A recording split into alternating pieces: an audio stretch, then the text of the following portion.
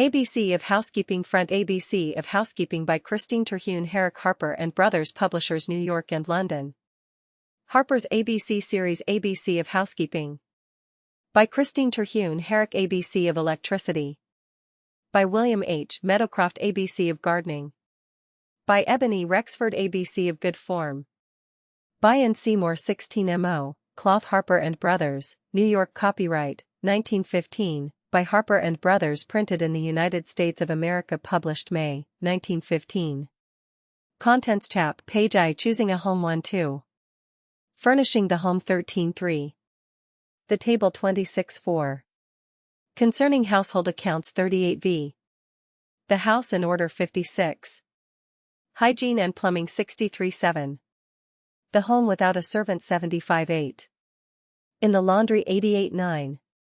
When Company Comes 99x. The Child in the House 111. ABC of Housekeeping I. Choosing a home. The choice of a home is usually decided by the pocketbook. Other considerations carry weight, but matters of convenience, preference, and location are lighter in the scale than the sum one can afford to pay for a shelter. What proportion this will bear to the rest of the income must be settled by each one for himself after an estimate of the other expenses which must be met. When a whole house is taken and the cost of heating and the charge of the outer premises, as well as the entire care of the place, have to be assumed by the tenant, 1/5 or 1/6 of the income is all he should give for rent. The price of coal, the wage to be paid the person who is to clean snow from the sidewalk in winter and dirt from it the rest of the year, look after the furnace and ashes, put out garbage, the consideration of the services of the one who must sweep front steps, halls, and stairs, the small repairs every house demands from time to time, will all have to be added to the sum devoted to rent.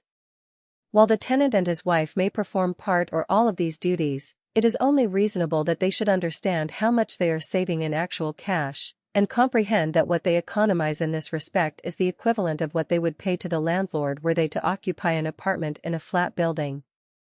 This state of affairs justifies the man who lives in an apartment in allowing a larger proportion of his income for his roof tree.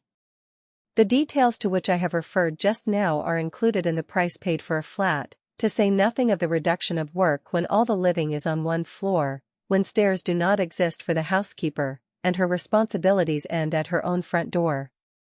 The selection of a location is determined by the makeup of the family and the man's place and time of business. These considerations must be taken into account before the house hunting is begun. Distance from the center of the town usually means a reduced rent, better air, and more attractive surroundings. To counterbalance these are the long journey back and forth, night and morning, the cost of transportation, inability to come home for the midday meal. As a rule, these drawbacks do not equal the advantages to be gained by a home remote from the business district. In order to accomplish the strenuous task of finding a home with the least outlay of labor and worry, for in any case there will be enough of both these commodities, as much planning as possible should be done in advance. The number of rooms necessary should be settled, as well as the sum which can be paid for rent. The sections of the city which are suitable should be studied and, if feasible, traversed, so as to get a general idea of them. Sometimes even a cursory inspection of a neighborhood decides the would-be tenant against it. Then, when lists of houses or apartments have been culled from advertisements and secured from real estate agents, the actual work of house hunting is begun. One resolution to be laid down at first and adhered to positively is not to go over a house or an apartment if the first glance shows it to be undesirable. When 6 rooms are the limit for a flat, there is no more sense in inspecting a 10-room apartment than there is in scanning a house at $1,200 a year if $750 is the extreme price that can be paid for rent. Such examination not only consumes time and strength, but it also provokes dissatisfaction with smaller and cheaper quarters which may be seen afterward. A few essentials must be fixed in the mind, to which any house or flat should conform. It must be light, not a dim twilight illumination, but, if possible, sunshine, either direct or reflected, in the living and sleeping rooms.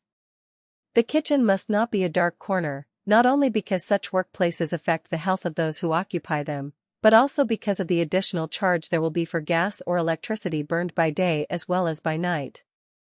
The matter of heat must next be considered.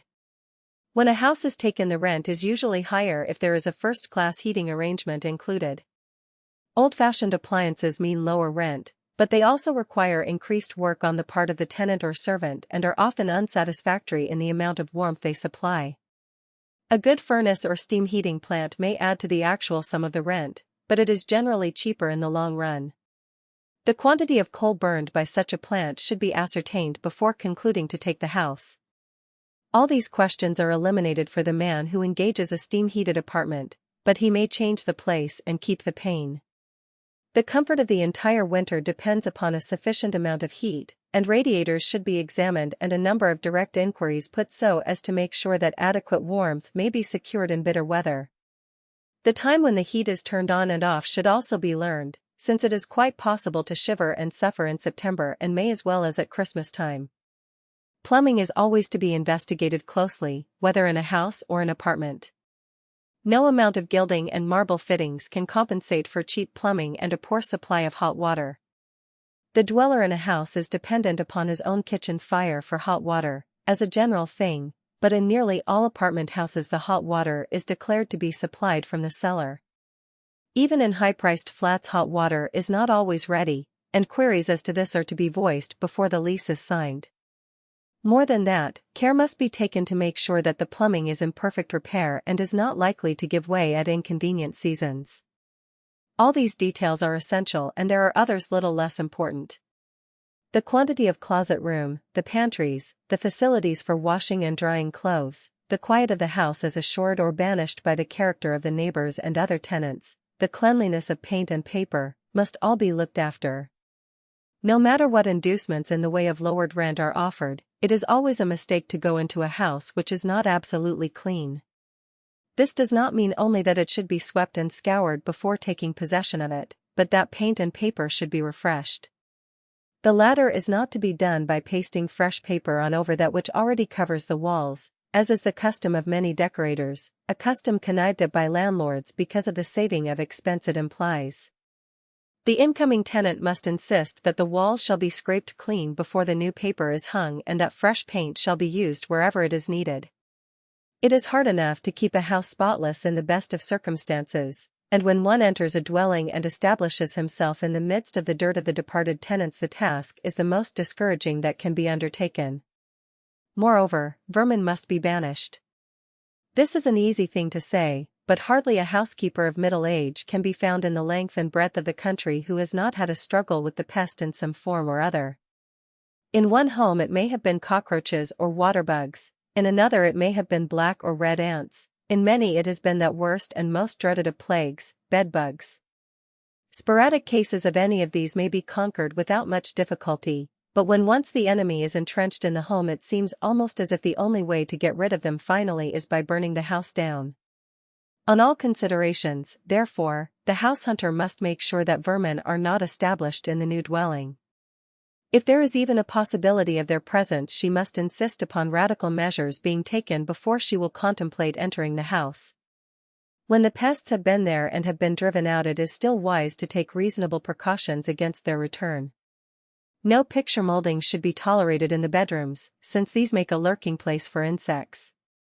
The walls of sleeping rooms should be painted rather than papered, and dark cupboards, drawers, etc., should be scoured out, disinfected, and painted.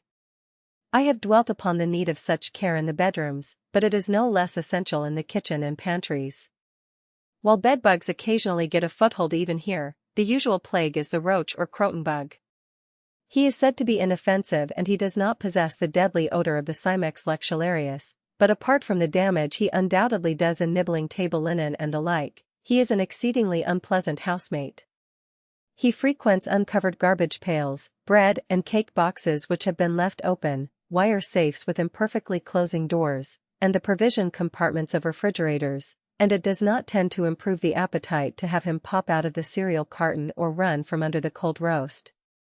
So every precaution should be taken against such creatures as well as against mice and rats before renting the house. Mice holes should be choked up with broken glass and dusted with red pepper. Boiling water should, when possible, be poured down the runways of insects, borax scattered about their haunts. After that, strict care in the way of keeping food put away closely, pains to see that no crumbs or drippings are allowed on the floor or the shelves, and rigorous cleanliness of every vessel which has been employed in cooking are the best agencies against the return of the adversaries. Other points should be looked to about the kitchen. The stove is the chief consideration after light, cleanliness, and pantry space. Locality has much to do in determining by what means cooking shall be done. In the country, where gas is not and wood or coal is burned, a good range, suitable for either, must be depended upon. Of such ranges there are many, and there are divers items to be regarded in each make. The size and fashion of the fuel box is one. The average kitchen stove will burn a ton of coal in from 5 to 7 weeks, the time contingent not only upon the care of the cook, but upon the size of the range. One should be selected with a maximum of heat for a minimum of fuel consumption. The range with an upper oven is easier for the cook, who by its means is spared constant stooping and bending, but some ranges with the upper oven are said to burn more fuel. No range or stove should be considered which does not provide adequate means for heating water.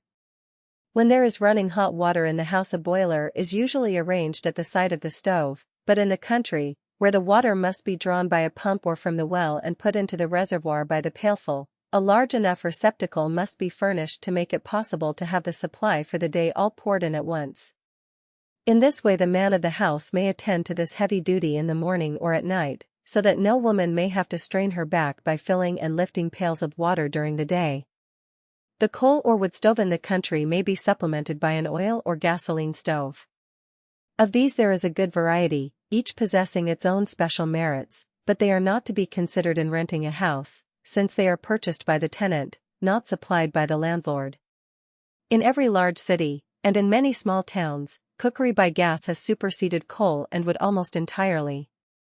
The cleanliness and convenience of gas in cooking, while inferior to those of electricity, are yet so far ahead of the other means to which we have been accustomed that the amount of time and trouble the gas saves is incalculable. The stove is generally owned by the local company, who install it and keep it in order, but in some places effort is made by the landlord to charge the tenant for the use of the stove. Common usage will have to determine the tenant's course in the matter, but as a rule the stove is included in the rent and it is worthwhile for the man renting the house to make an attempt to secure this concession. There is a difference in gas stoves, and an up-to-date kind should be selected, fitted with an upper oven as well as a lower one, and possessing such features as a low flame for simmering, a plate warmer, the latest make of broiler, etc. The inexperienced housekeeper is frequently imposed upon and the old-fashioned stove is foisted off upon her.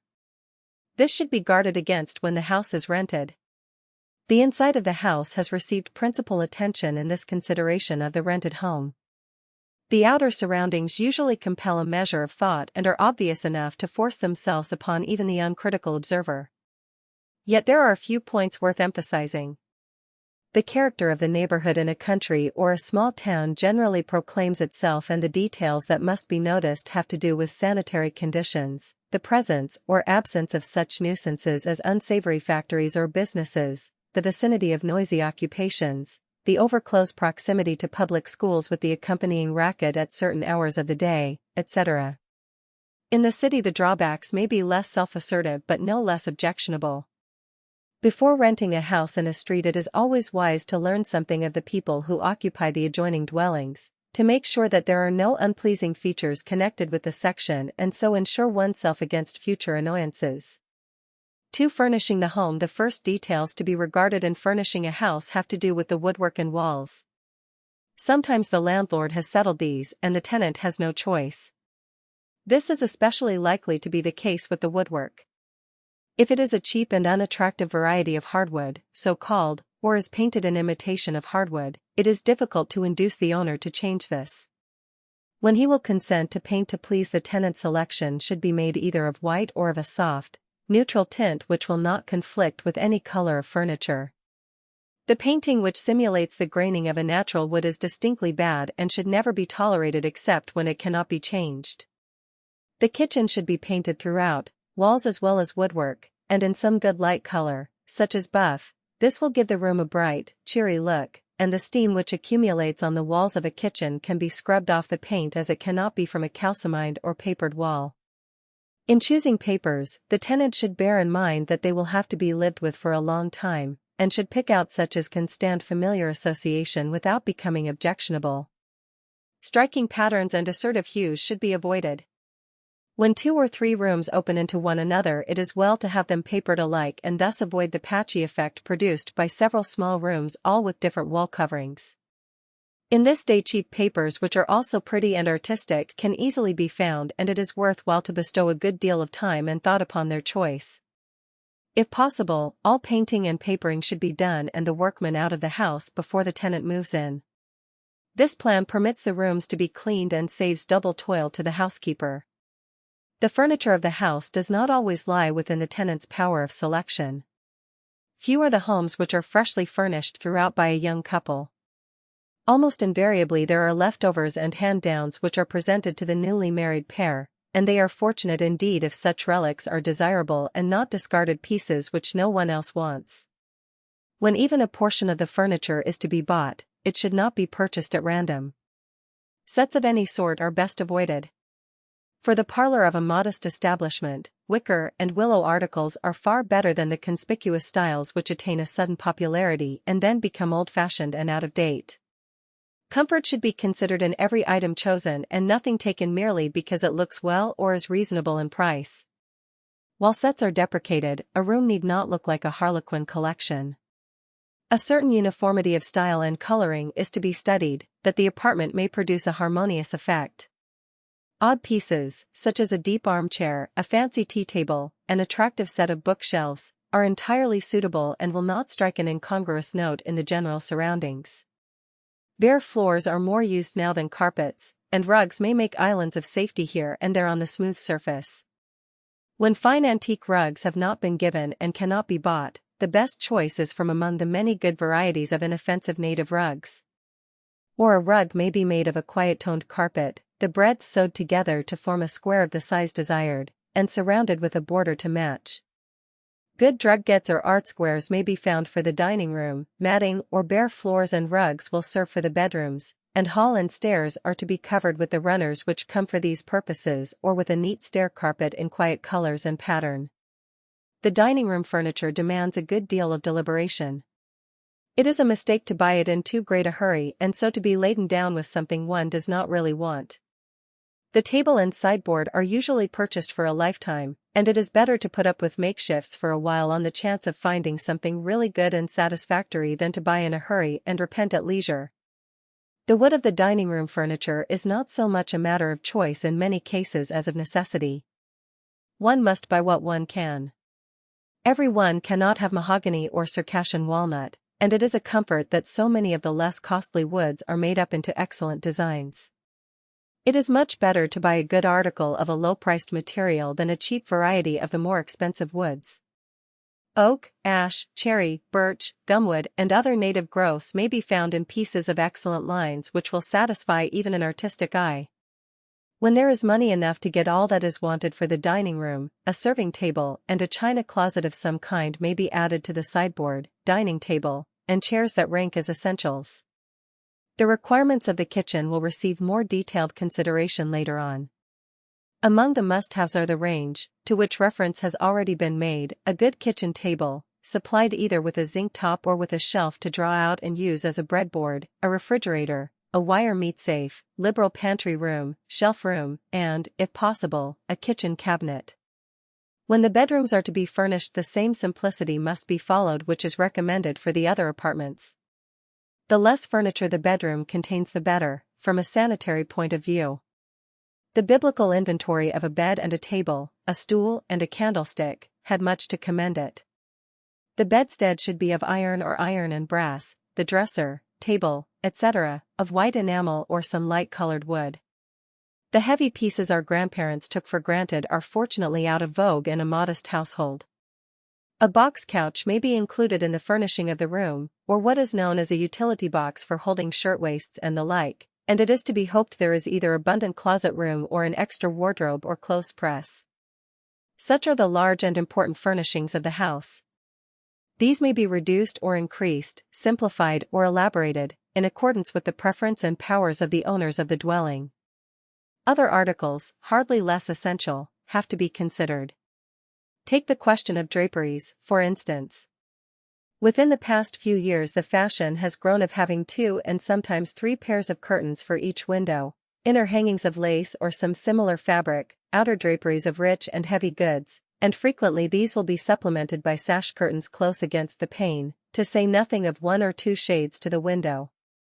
This may answer for the woman who is at a loss what to do with her money and can devise no better use to make of it than a multiplication of her possessions, but the custom is not one the young housekeeper need feel it incumbent upon her to follow. 1 shade of a neutral tint at each window of her living rooms, a pair of curtains of some material which can be readily washed, are all that she requires. For the principal rooms a good madras, a pretty scrim, a pleasing though inexpensive lace, all fabrics which will look well after careful washing, will meet every necessity and present an attractive appearance. In the chambers 2 shades may be demanded by those who wish to have a dark room for sleeping, but short white curtains of wash goods, or sash curtains, are sufficient here, and something of the same sort, but possibly a little better in quality, can be procured for the dining room. As a rule plain, straight curtains, without ruffles, are not only more easily laundered, but look better after they are done up than those pranked out with frills. When ornaments are to be considered, one generally makes the best of what one has. The newly settled couple may be thankful if they have not been burdened with pictures and bric-a-brac which not only do not please their personal taste, but refuse to harmonize with one another or with anything else. In some cases one can only make the best of conditions, and after endeavoring to arrange the unwelcome gifts to the best advantage and scattering them over the house so as to dispel the curse to as many different quarters as possible, resign oneself to endurance until such time as the presents can be removed, one at a time. Those fortunate persons who can buy their own luxuries will recall the Oriental proverb, "If thou hast but 2 loaves of bread, sell one and buy jacinths for the soul." What form the jacinths may take will be determined by individual preference. One will find more joy and uplift in really fine pictures than in anything else, another will concentrate upon books and magazines, another will turn from both of these and toward music. It makes little difference which way the window is opened into the infinite. The vital point is that such an outlet must be provided if soul and spirit are to be nourished and grow as well as body and physical strength. However much the importance of such plenishing as this may impress either the man or the woman, the latter would be profoundly lacking if she did not display a keen interest in other essentials of her new home.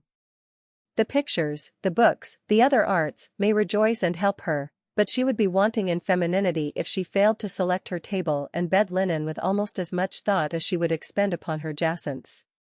Even with unlimited means, it is not wise to buy more linen than can be used in a small household. Plenty there should be, but not a large stock which will lie aside and yellow from lack of service.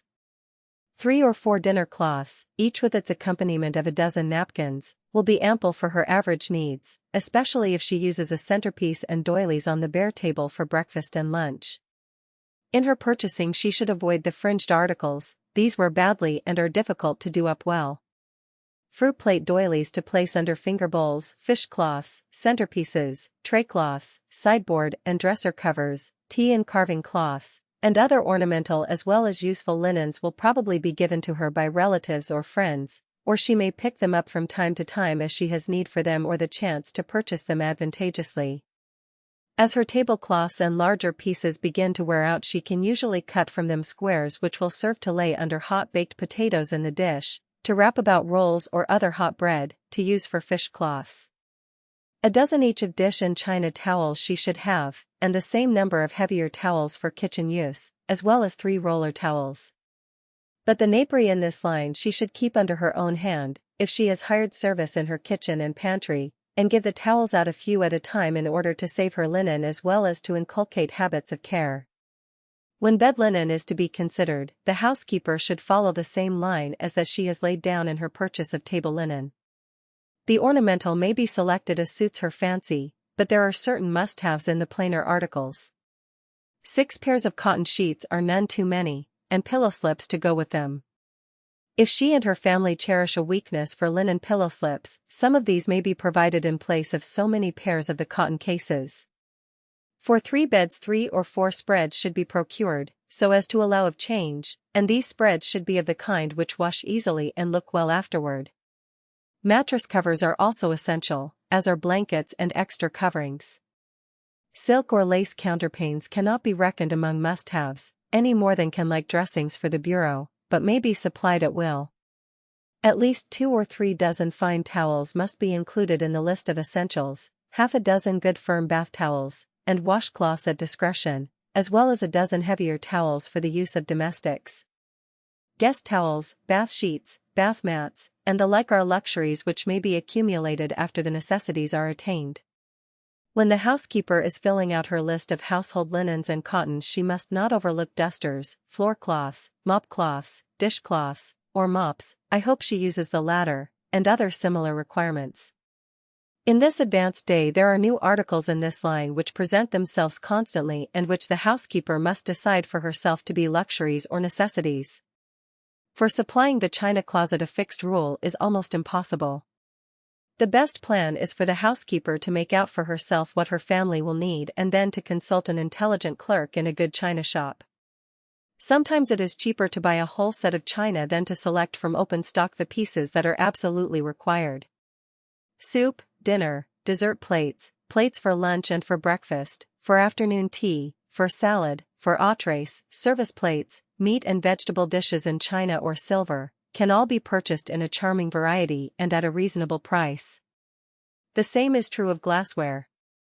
Many gifts will fit in well here, and the stock of silver is pretty sure to be received from the family or friends. In the kitchen matters are different. Few persons present culinary plenishing, and it almost always devolves upon the housekeeper to select it for herself.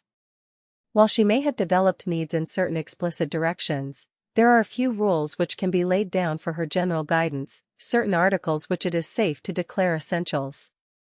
Such are the following: 2 1-quart saucepans, 1 biscuit pan, 1 2-quart saucepan, 1 set muffin tins, 1 5-quart saucepan, 3 bread tins, 1 3-quart double boiler, 3 pie plates, 1 2-quart double boiler, 1 2-quart pitcher, 2 baking pans for meat or 1 plain baking pan and 1 covered roaster, 2 jelly molds, 1 large frying pan, 1 pudding mold, 1 small frying pan, 1 steamer, 1 colander, 1 tea kettle, 1 graduated quart measure, 1 teapot, 1 graduated half-pint cup, 1 coffee pot, 1 meat broiler, fireless cooker, 1 fish or oyster broiler, chopping bowl and knife, 3 jelly cake tins, meat chopper or grinder, 1 large cake tin, soapstone griddle, cake turner, bread bowl and board, rolling pin, board for cutting meat, board for cutting bread, meat saw, bread knife, bread box, cake box, butter paddles, potato beetle, egg beater, scales, lemon squeezer, meat fork, 1 large crockery mixing bowl, 2 small crockery mixing bowls, 1 platter, 2 pudding dishes, set of skewers, cheese or vegetable grater, nutmeg grater, vegetable press, soup strainer, coffee or tea strainer, coffee mill, corkscrew, pair of scissors, can opener, small vegetable knives, mixing spoons, flour dredger, salt shaker, cake cutters, split spoon, skimmer, ice pick. Other no less important articles are as follows: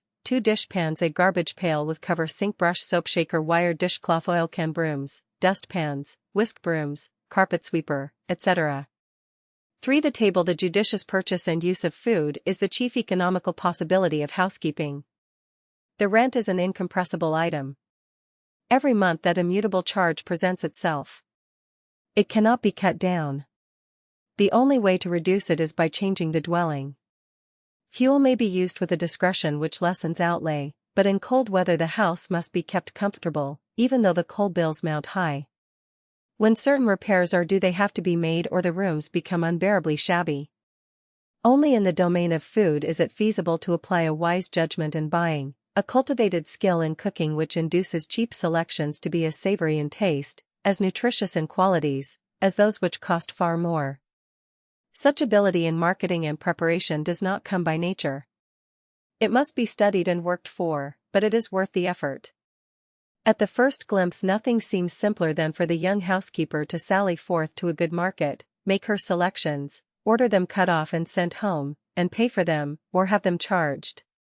Usually it is fatally easy to open a charge account. The same notion prevails as to buying groceries.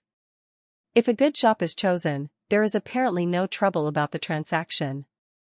Possibly there need be no difficulties if the family purse is so well filled that a little more or less expenditure is of no real importance. But few are the homes in which this state of affairs exists, and most of us find it desirable, if not actually essential, to study the comparative prices of staples in different shops and localities, to learn if there is an advantage in making some purchases at one shop and some at another, instead of giving all the family custom to one merchant. Earlier reference has been made to the proportion of the income which is to go for rent. Positive assertions as to how much shall be spent on the food of the family are far less easy to make, and the degree of definiteness with which they are uttered is hampered by the constant changes in the price of food. Not more than 10 years ago a liberal allowance for the food of an adult was from $3 to $3.50 a week. This covered only the price of the commodities and did not allow for the fuel used in preparation, service, etc. Today this expenditure would be totally inadequate for the same order of nourishment it would have included a decade back. At that time a breakfast consisting of fruit, cereal, bacon, fish or eggs, bread, coffee or tea, a luncheon comprising a solid dish of meat, fish, eggs, or cheese, 1 or 2 vegetables, or a hot bread, a simple sweet, and tea or cocoa, a dinner of soup, a meat, 2 vegetables, a salad, crackers and cheese, or a good sweet, and coffee, could all have been secured in the family at a little over $3 a head, when there were 3 or more to be fed. From $4.50 to $5 per capita would be required at the present time for a similar provision. The rise in prices may have altered the sums of our estimates. It has not lessened the necessity for a study of the proportion of the family means which must go for nutriment. This must be determined by the heads of the house in conclave. The harder part of the work devolves upon the woman, who must devise economies and carry them into effect, both in marketing and in cooking. The inexperienced housekeeper should try to gain a few lessons in the best methods of purchasing. Sometimes a brief attendance at a cooking school is of aid, or she may be able to join a class for learning how to market. Such classes exist and are most helpful, or she may gain counsel from some older and more experienced housewife, or by conning books on these topics. In this day there is no excuse for even a beginner making the mistakes which have supplied material for many of the hackneyed jokes at the expense of young matrons. Important as is the practical and personal lesson in knowing how to market wisely, much can be gained from manuals on the subject. Some of these furnish cuts and charts of the various animals, with descriptions of the portions and of the uses to which each may be put. Instructions as to the periods of the year when certain articles are at their best are also supplied. Prices can be learned from the market reports published in the daily papers, and much is to be acquired by going from one shop to another.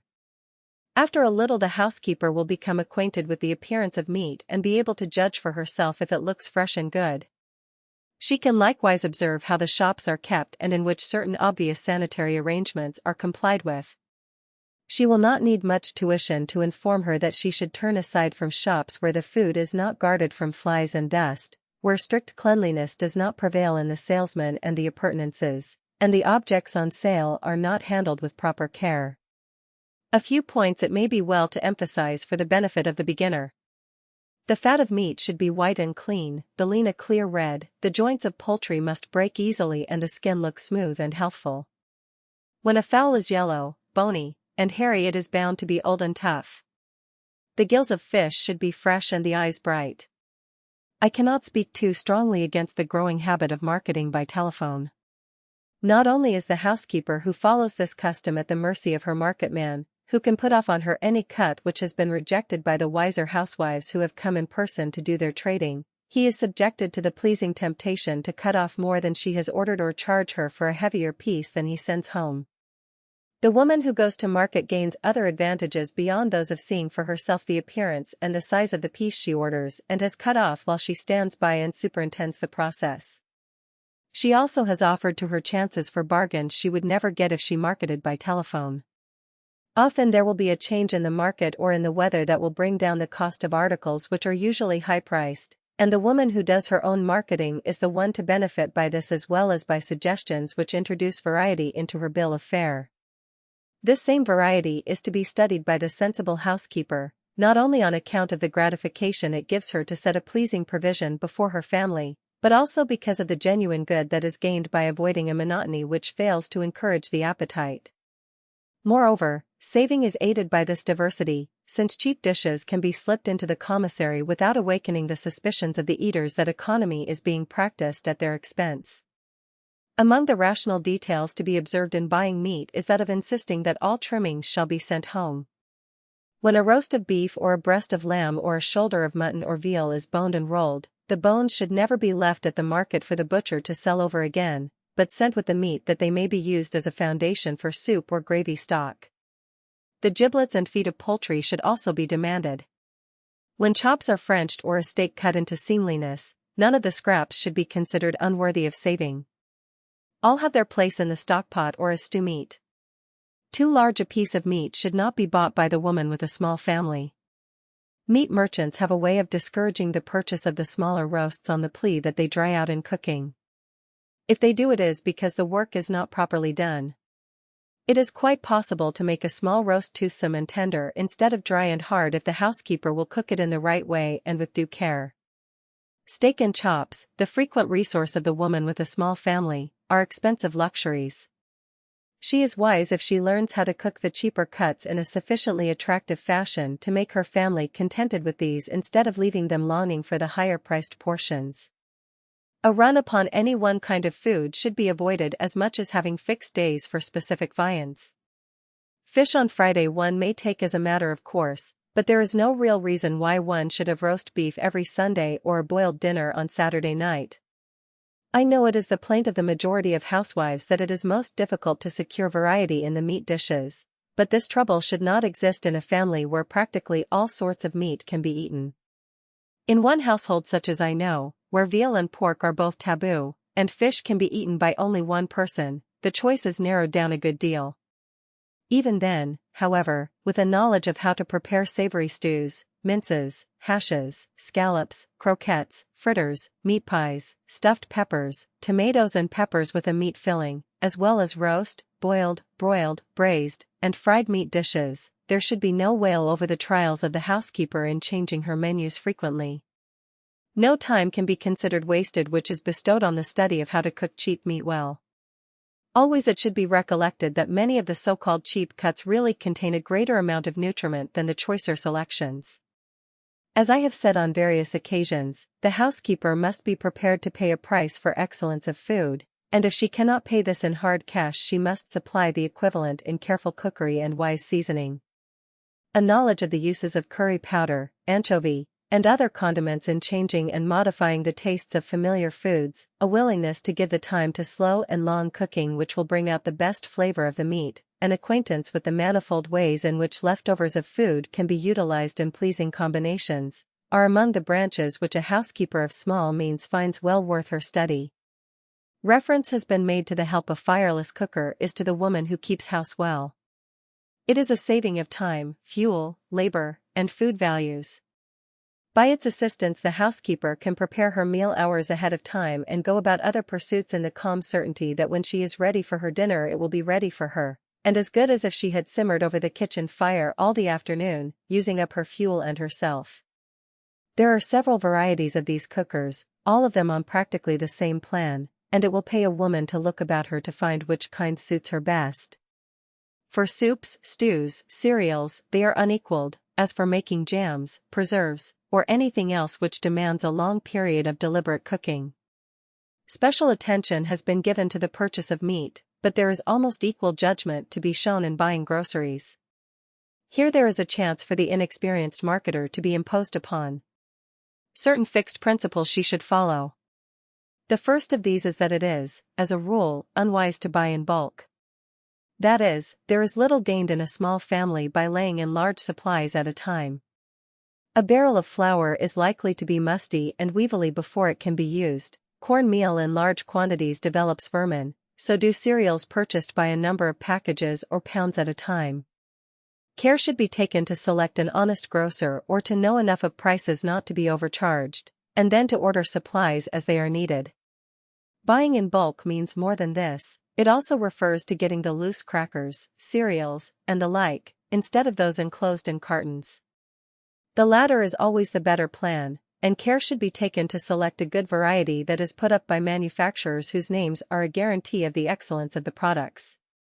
Until one has investigated the matter one has no idea of how many cheap and poor materials are foisted off upon a guileless public, bearing the stamp of unknown makers, with the assurance that they are just as good as like articles put up by well-known houses. This fiction is especially prevalent about canned goods. When these are first class, they are admirable, and fortunately there are daily increasing numbers of fine and trustworthy establishments who can fruits, vegetables, meat, fish, etc., in conditions which assure the complete protection of the consumer. Yet there are still in existence small and unscrupulous concerns whose output is cheap and poor if not actually dangerous to health, and these should be boycotted by all housekeepers. Care should be exercised in buying fresh vegetables and fruits. In most of our large cities, the laws as to protecting these against dust and dirt are being enforced more vigorously with every year, and here, too, the housewife can help to bring about a better state of affairs by insisting upon purchasing only such articles as have been properly cared for. Vegetables which are to be cooked before eating may not suffer so much by being exposed to dust, but salads and berries and other fruits or vegetables which are eaten raw are a menace when they have been suffered to lie and wilt in a current of air laden with dust and disease germs. For concerning household accounts, one of the first items of business to be considered by a newly married couple, or a pair who are about to begin housekeeping, is the division of the income between the husband and wife. This does not imply that their interests are to be opposed or that they are to have absolutely separate purses. It does mean that there must be a clear understanding on both sides of what the expenditure is to be for certain purposes, and that the funds for food, domestic service, and other strictly housekeeping outlay should be in the hands of the wife. This point has been much debated and the pros and cons on both sides exploited. Some men argue that the possession of ready money will lead the wife to extravagance, that it is far better to have all articles charged and the bills paid by the husband, that women do not understand household accounts or bookkeeping. Enough foolish and shallow women exist to lend a trifling force to this position. But the general and growing view is that the housekeeper upon whom is laid the responsibility of purveying for an establishment rises to the emergency, that she does better work and makes wiser purchases when she is trusted with an allowance for such expenses, that an exhaustive knowledge of double-entry bookkeeping is not demanded for simple domestic accounts, that even the immature and untrained wife gains knowledge by experience and competence by errors made and corrected. Certain disbursements seem naturally to devolve upon the man of the house. That he should pay the rent, defray outside or general repairs, perhaps meet the coal bill, appears a matter of course. But it is unquestionably the province of the wife to buy provisions and pay for them, either in cash or by weekly or monthly accounts. Charges for work done in the house, the replacement of cooking utensils, household linen and the like, the bills for gas and electric light, all should be within her control, to be settled by her as they fall due, after she has examined them and convinced herself that they are correct. If other arrangement is made than this, it should be after careful consideration and unbiased discussion of the advantages and demerits of the system. As a general thing, such a division as that just suggested proves the best. Exactly what proportion of the income shall be placed in the hands of the wife is a matter which must be decided by individual circumstances. Estimate has already been made as to the allowance to be given to food, and it can readily be seen that this must be determined by the character and size of the family as well as by the conditions surrounding them. The household of a farmer or of one who commands a garden and dairy can be kept on a much smaller pecuniary expenditure for actual food than is possible in the home of a dweller in the city, who must buy and pay for every particle of food which comes into the house. The sum disbursed may amount to the same thing in the long run, since the cost of keeping up the garden plot or caring for the cattle must be met by the man of the house, but he will not need to give as much cash into his wife's hands as will be required in other circumstances. However the amount may be apportioned, whatever may be the charges laid upon the wife and those assumed by the husband, the necessity of strict and accurate household accounts should be insisted upon. I am not advocating any special system. I have known excellent outlines of domestic expenses which simply darkened counsel with words for some housekeepers and rendered the business of following their outlay confusion worse confounded. Sometimes a woman with little more than a common school education and an ordinary working knowledge of arithmetic can keep her accounts with a conciseness and cleanness many a trained bookkeeper might envy. If a housekeeper has a system which proves satisfactory, it is a mistake for her to try to change it for one which may be more scientific but is less useful. Merely as a suggested guide, I would advise the beginner to provide herself with 2 books, one small and cheap, to be slipped into the pocket when going to market, the other larger and of better quality. In the first one, to which is attached a pencil, is to be set down every purchase and its cost as soon as made. The memory should never be trusted in these matters, but each outlay, no matter how small, if it be nothing more than a car fare or a 3-cent bunch of parsley, entered immediately. Then these items are to be transferred in ink to the larger book as soon as possible after the housekeeper's return to the home. It is fatal to accuracy and to really helpful bookkeeping to let the accounts accumulate before they are written down and balanced. Still keeping along the most elementary principles of household accounts, let me counsel that on the left-hand page be written the amount of money in hand, while the sums expended and the items for which they are paid out are set down on the opposite page.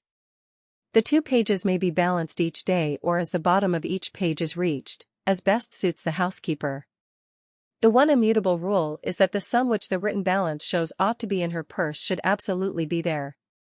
This may sound like the very primer of household expenses, but no woman who has ever gone through the anguish of trying to determine what has become of the stray dime her figures show should be in her possession, or of discovering how she happens to have a quarter more than her ciphering proves to belong to her, will ever make light of the endeavor to square her accounts and her cash balance.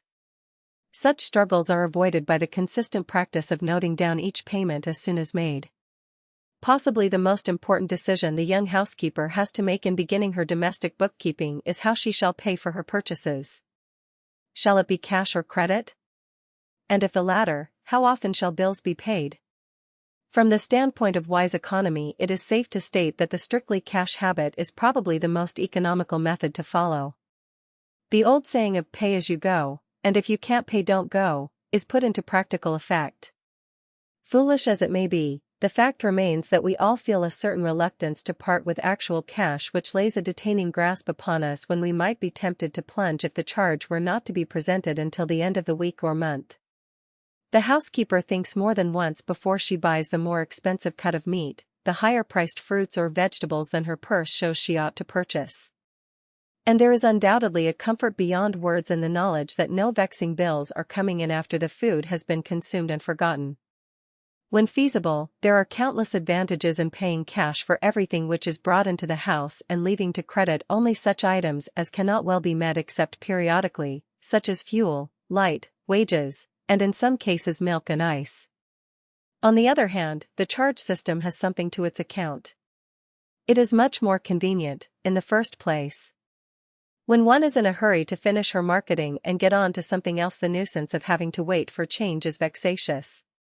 Sometimes the article desired is not in stock and must be ordered. One hesitates to pay for it before it is certain that it can be obtained. Again, the telephone marketing or commanding of groceries, disadvantageous as it is, must sometimes be followed because of illness or inclement weather, and then the habit of paying cash is a bother. Moreover, there is little doubt that the charge customer usually receives a meed of consideration often refused the cash payer. It is also a genuine inconvenience to pay cash for milk and for ice and for certain other commodities, such as butter and eggs supplied by special dealers. I have not touched upon the possibility that ready money may be lacking, as is sometimes the case with the man on a salary and still more with the one who does piecework and is not paid on a fixed day. Often the need for paying real money amounts to a hardship, not because the purchaser is not solvent, but because his remuneration is slow in arriving. At such periods the charge account partakes of the nature of a sheet anchor. And yet there are strong arguments against it. Perhaps it is useless to lay stress on the disadvantages of the charge account, and yet I would feel I was in error if I did not speak a word of warning against the fatal facility attending on credit arrangements. It is altogether too easy to have an article charged, forgetting that a day of reckoning can only be postponed at the best. The housekeeper who for good and sufficient reasons decides to pay by check periodically should lay down for herself certain fixed rules. One of the chief of these is to have short accounts. A grocer's or a butcher's bill should be presented weekly and paid punctually. When the bill comes in, it should be gone over carefully and the items on it checked up, to be sure, in the first place, that every article charged has been delivered, in the second place, that the charge set against it is that which was stated when the purchase was made. It is a common occurrence to find an increase of from 1 to 5 cents on several entries on a bill. The error may be due to the bookkeeper's mistake or to the dealer's dishonesty. In either event, the blunder should be called to the merchant's attention and corrected.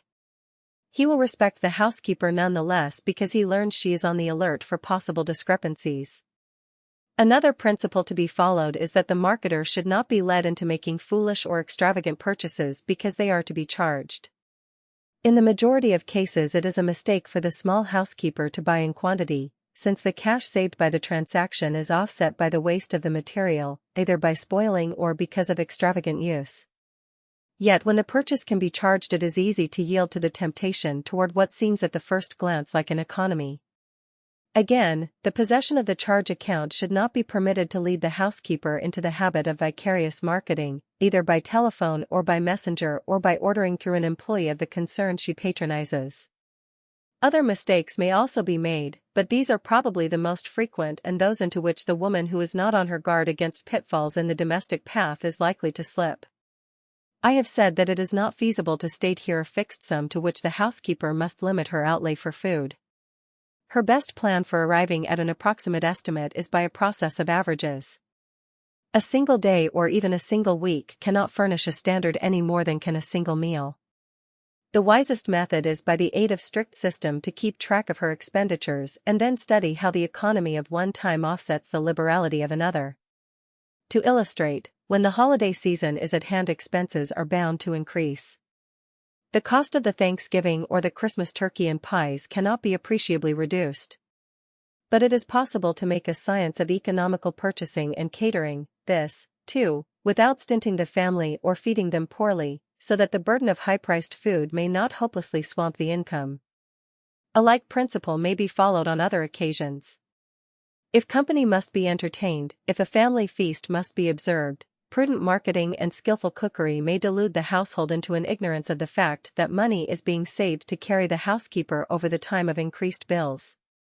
Constant thought and consideration are required for this, but to the lover of housekeeping the occupation after a while becomes almost like a game in which she pits her wits against the cost of living and glories when she comes out ahead.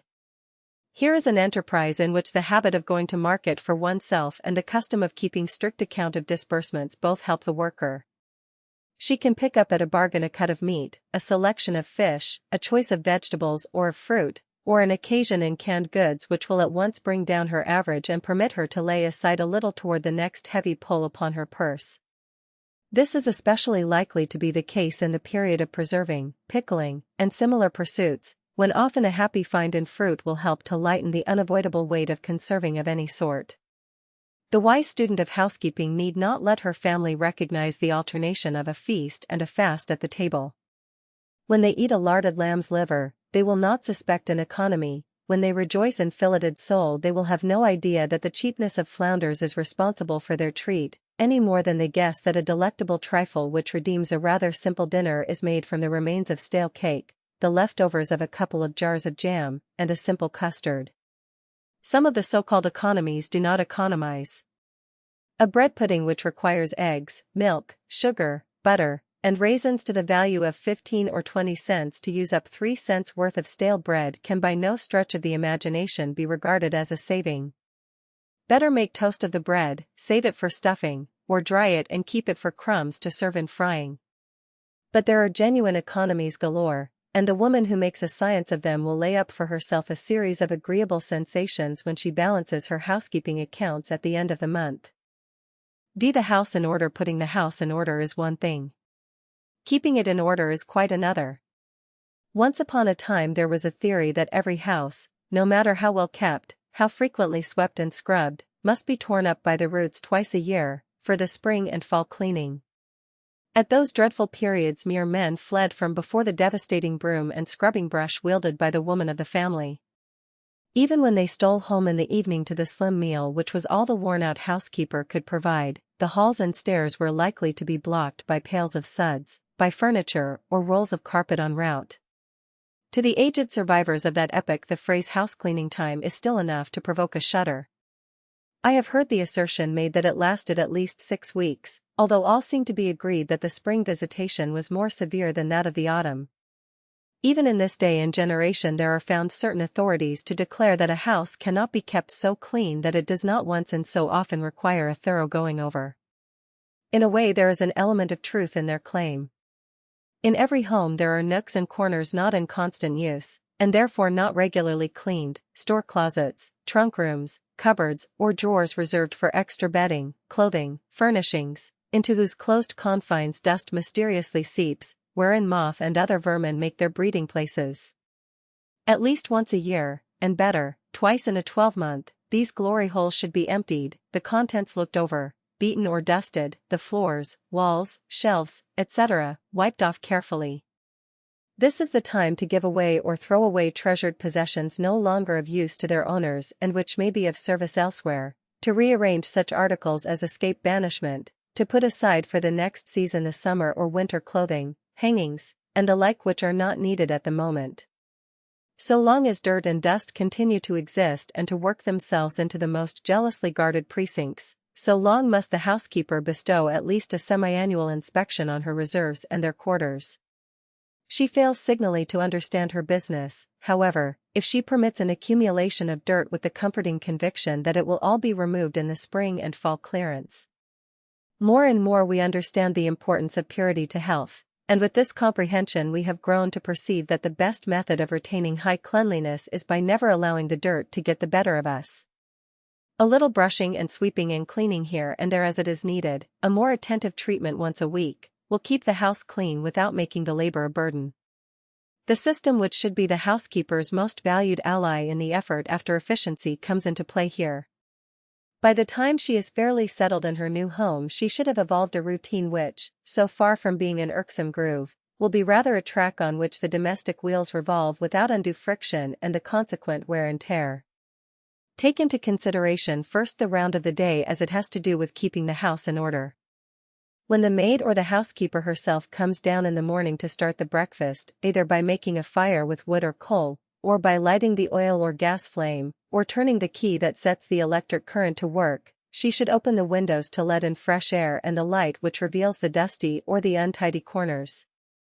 While the kettle is boiling or the cereal simmering she may have to set the table, or if this has been done the night before and a light cloth thrown over it to protect from the dustpan and broom may be called into service or the carpet sweeper run over the places which demand attention. The fortunate woman who has a vacuum cleaner, either one of the hand variety or the larger style which connects with the electric current supplying the house, has work simplified and time saved, as well as strength conserved. In those homes where an early and rather hasty breakfast is obligatory for the sake of the commuter or the businessman who must get to his office promptly, or the children who must be off to school, it is better to have done what superficial tidying was possible the night before and to let the sweeping and dusting go until after the morning meal is dispatched and the workers on their way.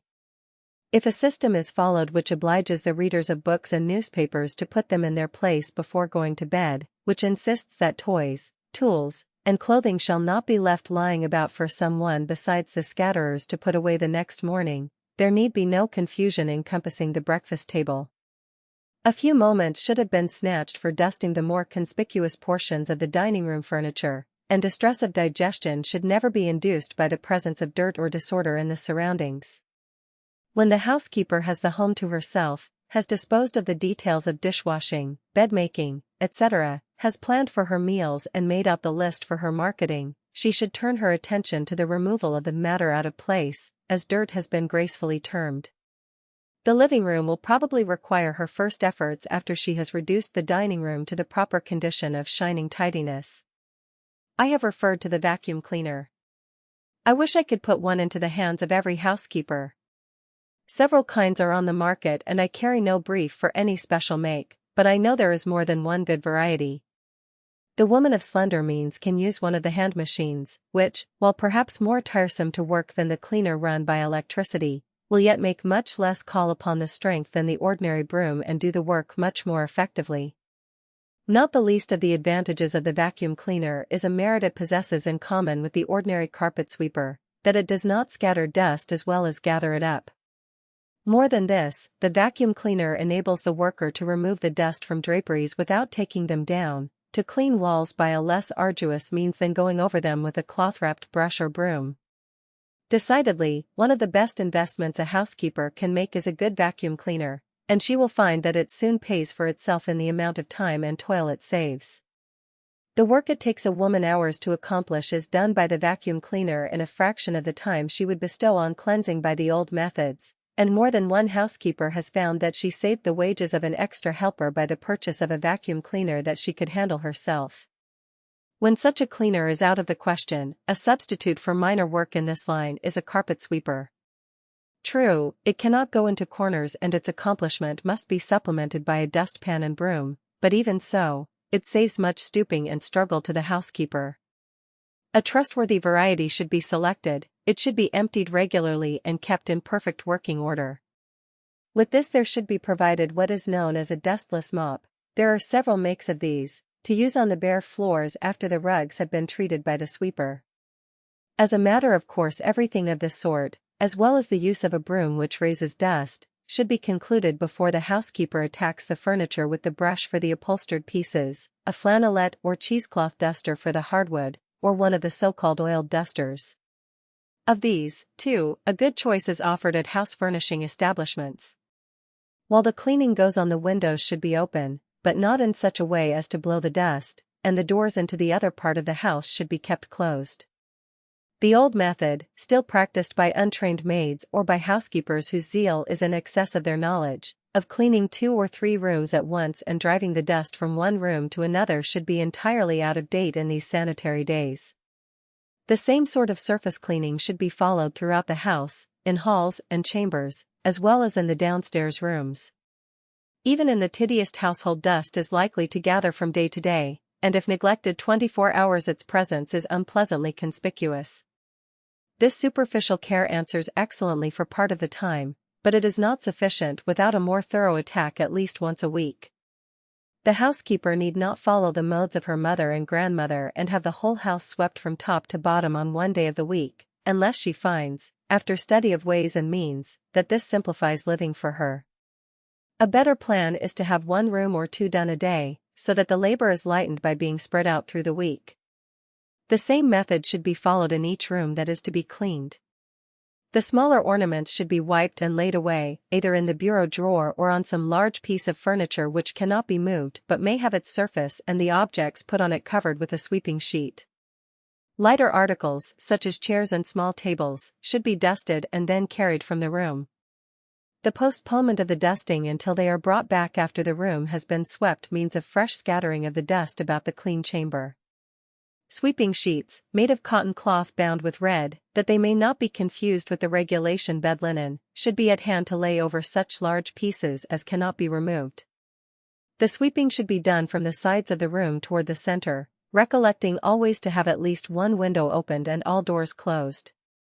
When the dust is all in one compact heap, it should be taken up in the dustpan, transferred at once to a newspaper, this rolled up tight and put aside to be carried down to the furnace or the ash can. After the dust has settled, the walls can be gone over with a cloth or with a broom about which has been wrapped a duster, or a hair brush with a long handle, such as comes for this purpose. The above method can be followed in a room with a carpeted floor or with a large rug fastened down. When small loose rugs are used, they may be swept first, then rolled up and carried from the room, after which the bare floor is dusted or wiped off with oil or rubbed with one of the good waxing preparations which the popularity of the hardwood floor has brought into the market. In a house supplied with a vacuum cleaner, the floor and the rugs can both be cleansed without the labor of carrying out the latter, and the upholstered furniture will not need the offices of the small brush in removing the dust from folds and tufts. Water should not be used on a hardwood floor. It may be wiped off with a cloth dipped in crude oil and turpentine mingled in equal parts, and the mixture must be well rubbed in.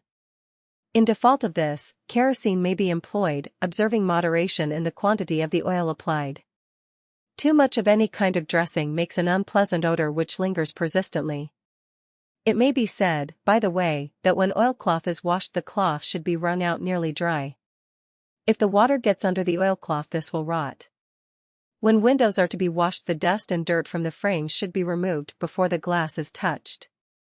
If not, the panes will be streaked. Warm water should be used, and no soap, this would make the glass cloudy. A little borax or ammonia may be added to the water, and in cold weather alcohol should be mixed with the water to prevent this from freezing on the cloth. In scouring paint, the soap or other preparation should be applied on a flannel or the paint will be scratched. Hardwood finishings, such as doorposts, window frames, and the like, should have the same sort of oiling as is used for the floors. If the silver which is in daily family service is always washed as it should be after each meal, there is no reason why it should become dull and dingy and require a weekly scouring. Scalding hot water is an essential. The silver should be rinsed off in hot suds, dropped into the almost boiling clean water, fished out quickly, a piece or two at a time, and dried immediately. No draining of silver or glass should ever be allowed, no matter what compromises are permitted in this line with china and crockery. Close to the worker's hand should stand a few helps toward keeping her silver and glass bright and shining. A bottle of household ammonia or a box of borax is one of her best aids. Also, she should have a little coarse salt with which to take egg stains from silver, and a cake or box of good silver polish in case some of the pieces look less brilliant than they should. A chamois skin to give a final polish is also a desideratum. If silver has been laid away and become dull so that a general scouring is demanded, it is well for the housekeeper to have one of the patented devices by which silver can be cleansed by an immersion in a bath of soda and salt contained in an aluminum pan. Again, there are several good articles of this kind for sale at reasonable prices. The daily equipment for dishwashing should consist of 2 dishpans for the housekeeper who does not possess a butler's pantry sink with running water. In one of these pans, the silver and china should be rinsed free of all grease before they are put into the clean hot suds of the other pan. The glasses should be washed in the clear water before soap has been added. Next come the silver pieces, and these, like the glasses, should be wiped dry as soon as they are taken out. The ideal method is to dry the china in the same way, but if it is perfectly clean when taken from the suds, the pieces ranged in a rack and boiling water poured over them, they will usually dry evenly and show no marks or streaks. This method undoubtedly saves much time and bother. A dish mop is better for use in washing dishes than a dishcloth, since it keeps the hands from the hot water, but should be scalded after each service and boiled once a day. The towels should be washed and boiled with equal regularity. 6. Hygiene and plumbing. Some of the apparently minor details of housekeeping really possess more importance than those which seem to bulk larger. Consider drains, for instance. In this day it is taken for granted that no one buys or rents a house without being assured that the plumbing is in perfect order, as well as having been of the best quality in the beginning. I say that this is taken for granted, and yet I feel I should modify this statement, recollecting homes in which I have been a guest where the plumbing is obsolete and neglected to a degree which would be dangerous with even the most up-to-date fittings. When such carelessness exists relative to the old-fashioned closed plumbing with the cheapest and least scientific of traps and stopcocks, one gains a rather alarming notion of the hazards to which householders recklessly subject their families. Let me state here that the absence of evil odor is no proof that drains and traps are in excellent order. The deadly sewer gas is practically without smell, and persons can be badly poisoned by it with no warning on the part of their olfactory nerves.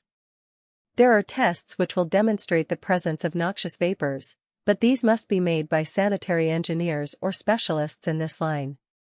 Unless the dweller in any home is positively assured that the drains, plumbing, etc., are in perfect condition, there should be no delay in making such tests and improving the good or evil state of the house fittings.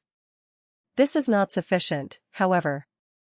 The drains must be kept clear, not only for such a simple hygienic reason as the desire to guard against disease, but also because a greasy or dirty pipe soon means a choked pipe, and this in turn brings the inconvenience of a sink which cannot be used, of a backed-up overflow of waste water, with the possible accompaniment of injured floor coverings, walls, and ceilings. The expert may be required to decide as to the perfection of drains. The veriest beginner in housekeeping needs little education to know how to keep them free. In the first place, she should see that nothing is thrown down a waste pipe but the things it is meant to carry off. When wads of paper, broken pasteboard boxes, rolls of hair combings, and similar refuse are flung into the mouth of even a wide and generous waste pipe, there is pretty sure to be trouble sooner or later. When grease and particles of food, tea leaves, coffee grounds, and collections of dust are dumped into a sink, or a corresponding amount of debris is permitted to try to make its way through the pipe running from the wash basin, no one but the person guilty of such gross carelessness may be to blame, but the whole household is likely to suffer for the offense. In view of the fact that most persons are heedless, the housekeeper should protect herself and others against risks. One of the simplest helps to this is the use of washing soda, a chemical which is absolutely ruinous to clothing when used as a detergent in laundry work, but is admirable for cutting grease or fat which has accumulated in waste pipes and for eating away other foreign particles which have gathered there. I hasten to add that it will not disintegrate strands of hair or bone buttons, both of which are often found by plumbers in the joints of choked pipes they have been called in to open. Another aid to keeping the pipes clean and free is household ammonia. This does not need to be poured clear into the pipes, but when it has been employed in rinsing greasy dishes or in cleansing the sink, or in brightening glass or silver, the hot water to which it has been added is of distinct benefit to the waste pipes. It may be suggested, by the way, that one of the best methods for using the washing soda is to lay a good-sized lump of it over the drain pipe from the sink so that the water which goes down carries particles of the soda with it on their cleansing errand. Either ammonia or a solution of washing soda should be used in rinsing out the set tubs after laundry work has been done.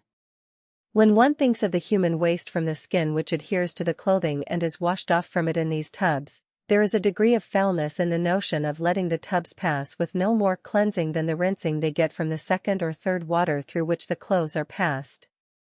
Other cleansing preparations come which are perhaps less severe in their effect on the hands than the common washing soda. Many of those on the market are known to be excellent by the proof they have given housekeepers. The names of several of these will at once suggest themselves to anyone who keeps up with the times in the line of domestic helps. Whatever the chosen cleaning medium may be, a bottle or box of it should always stand in the bathroom, not only for rinsing out pipes and keeping them clear, but also for preserving the purity of basin and tub and toilet bowl. I have often been impressed by the carelessness of housekeepers in this detail, especially in homes where there are several children. Evidently these have never been taught the niceties of rinsing out the tub after bathing, or the basin after washing the hands. Around each vessel runs a high-tide mark of soap or dirt, the mere sight of which is enough to deter the observer from using bowl or bath. The touch of the hand to the inside of either will almost always discover a sediment or accretion of grease or dirt or both. This accumulation is readily removed by a soap-rubbed cloth or by one dipped in ammonia or other detersive. Such care may seem a trifling detail, but it is one which should never be neglected. In connection with this a word does not come amiss as to the superior attractiveness of nickel bathroom fittings, or of those of the kitchen or butler's pantry, when they are kept bright and clean, over those which are suffered to lapse into dinginess. When the nickel coating is hopelessly scoured off, it is not a serious matter to have the fittings done over and made to look like new. The whole care of the bathroom deserves more attention than it usually receives. Soiled towels and wet washcloths should not be flung down here and there, or stray medicine bottles and medicine boxes left in untidy rows on the shelves.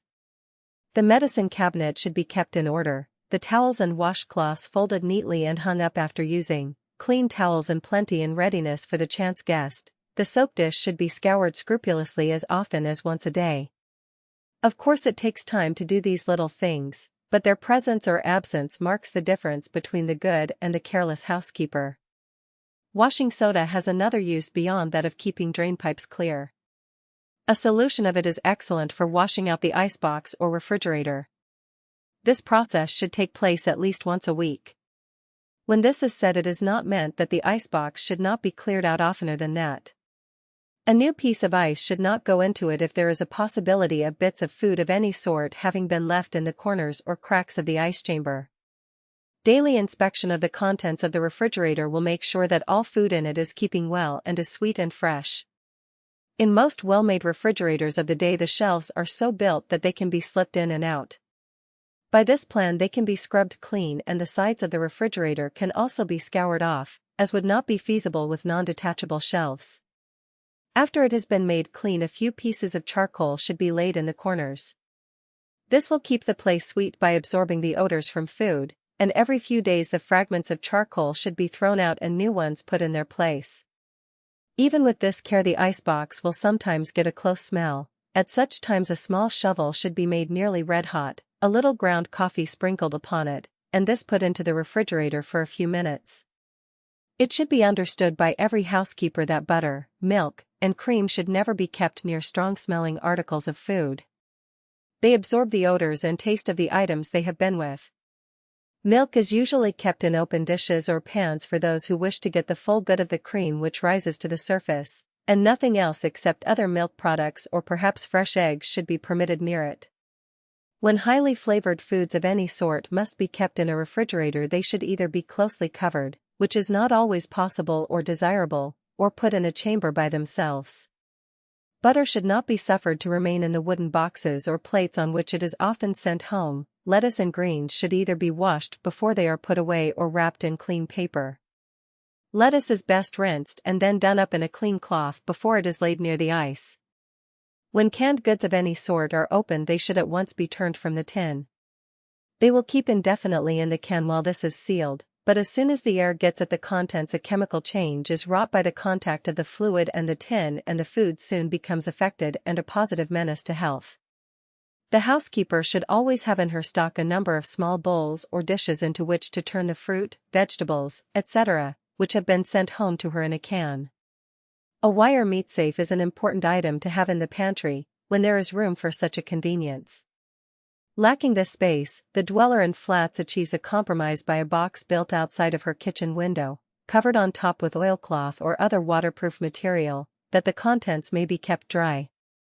According to the exposure of the window to the sun, the sides of the box may either be of wire netting or solid wood.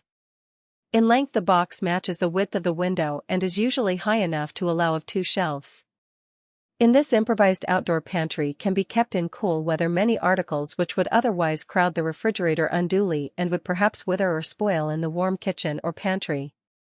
Every convenience she can lay her hands on, the housekeeper is within her rights in securing. When it is worth while, it pays for itself in sparing her busy hands and feet, in easing the tire of her overworked back. On her floor she should have linoleum, as it is easier to keep clean than the bare boards, more sanitary and more convenient than rugs. The study of how to arrange her kitchen so as to save herself steps is one of the first things the new housekeeper should undertake. The table should stand near the sink and not too far from the stove. The utensils most frequently in service should be hung on a row of hooks close at hand or be ranged on a couple of shelves above the table. Here, too, should be such articles of seasoning, etc., as are in constant demand: the salt box, the pepper cruet, the vinegar bottle, the flour dredger, and the like. The bread box and breadboard should be near the table on which the loaf is to be sliced. The bread knife should be close by. One of the greatest conveniences for a kitchen is that piece of furniture called a kitchen cabinet, which unites the functions of a dresser, a receptacle for provisions, a table or shelf at which to make bread and roll pastry, and various other qualities that must be known to be appreciated fully. These cabinets come in different sizes, styles, and finish, and are easily made by the clever home carpenter. The fireless cooker must not pass unnoticed, whether this be of the homemade haybox kind or of the more elaborate variety containing plates to heat for cooking the contents of the vessels of the cooker. Whichever make is selected, the cooker itself is one of the most potent aids the housekeeper can have as a saver of time, of fuel, of labor, and of fatigue. By its assistance the meal virtually cooks itself, once it has been started in the right way. Food prepared in the fireless cooker preserves its flavor as it cannot do if cooked in the oven or on top of the stove, and there is far less waste of the material of each article than if it were suffered to go off in steam and aroma. The most popular fuel of the day is undoubtedly gas, since the cost of electric equipment puts it beyond the reach of most housekeepers of moderate means. Yet there are many parts of the country where all cookery must be done by coal or even by wood, and where the only solace of the worker is that she has the comfort of the heat in winter and the benefits of slow cooking at all times. For housekeepers who must buy their coal, it is well to know that the most advantageous mixture for the average-sized range is a mixture of egg coal and nut coal, in the proportion of equal parts of the red ash and the white ash. The latter burns more slowly than the former, while this gives a stronger fire and makes fewer cinders. A fresh fire need not be made more than once a week if the housekeeper is careful to rake out the ashes at bedtime, put on fresh coal, open the drafts for 10 or 15 minutes or until the new coal is fairly kindled, then close the drafts and leave the upper door of the stove open. In the morning the drafts have only to be opened after the upper door has been closed and a little fresh coal put on as soon as the fire has begun to be red. Not until this has begun to burn well should a further small supply of coal be added. This mode is much more economical of fuel and work than making a fresh fire every day. 7. The home without a servant. The housekeeper who undertakes to run her establishment without a servant is beset by certain disadvantages. When she has had a bad night, is suffering from indisposition of any kind, or wishes to undertake some piece of work, such as dressmaking, for which she desires to have her time free, it is inconvenient to feel that without her personal effort no part of the business of the house will be done, that all responsibility as well as all performance falls upon her. On the other hand, great are the comforts of the woman who has no one but herself to do her work. These should be considered, since an enormously large proportion of American housekeepers employ no regular servant and many others call in assistance only for such toil as washing and ironing and heavy cleaning. The woman who does not keep a maid can run her kitchen to suit herself and have things done as she prefers. She need not be constantly worried because the cook neglects to line the garbage pail with a newspaper or to put on the cover, persistently leaves the refrigerator open in hot weather and will not save leftovers. The mistress knows that the dishes are washed by an approved method, since she does it herself, and this position also enables her to have the utensils and general plenishing of the kitchen and pantry in the order she likes. The same freedom obtains in other parts of the house. There is no uncertainty as to whether towels and napkins are used in the prescribed routine, no doubt if the beds are properly aired and made, the corners of the rooms swept and the top shelves dusted, sanitary precautions observed as to drains and similar niceties of care followed. The woman who does her own work can be sure of an attention to details which she could not compel from a hireling except at the cost of close watchfulness and more or less nagging. More than this, the economies to be compassed in a house where no maid is kept far exceed the mere outlay for food which is required to supply an extra person. No one but the mistress of the home will watch for small leaks, and, having bought judiciously, will take pains that the saving thus practiced is not lost by careless use of materials. She will plan her meals so as to utilize remnants, will see that the trifle which seems of no importance is put aside to combine with another apparently negligible quantity, will guard worn-out household linens for other services than the rag-bag, will watch for the first breaks in tablecloth or napkins and stop them with a wise stitch or two. Through it all she will possess the delightful sense of having her home to herself, of knowing there is not a nook or a corner of it where she does not reign supreme, and that her theories are put into practice from the top of the house to the bottom. Such delightful sensations as these are of course out of the question for the woman who undertakes housekeeping without a good working knowledge of how to conduct it. The theories to which reference has been made may be the best of their kind, but unless they are backed by the ability to do the things they describe there is likely to be trouble. Still, the woman who has more book instruction in the line of housekeeping than actual experience can learn by doing and in time reach a point where her independence is a joy to her. The best aid she can have in this endeavor is system, the habit of doing each task at a certain hour and in a certain way, and she need not consider the time wasted she bestows on planning out her routine so as to make it at once easy and efficient. In a city apartment or a small house fitted with the latest improvements the way is much simplified. If one can have a fire by striking a match and turning on the gas stove, is supplied with hot water by a means outside her own kitchen, has milk, ice, meat, and other provisions brought to the door of her pantry, and no responsibility as to getting rid of ashes or garbage, she may feel that her lines have fallen in pleasant places. Naturally, a woman who lives in these conditions must direct her work in a very different way from that incumbent upon the dweller in a village or on a farm, who must build and keep in her own fires for cooking and heating, warm every drop of hot water that is used, often perhaps having to draw or pump it first, fill the lamps by which the house is lighted, and do all the many other duties which are performed for the dweller in a city flat and taken by her for granted.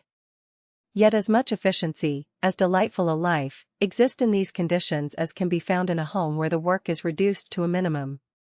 The housekeeper who must put up with inconveniences will generally find that they are offset by benefits which go far to counterbalance the drawbacks.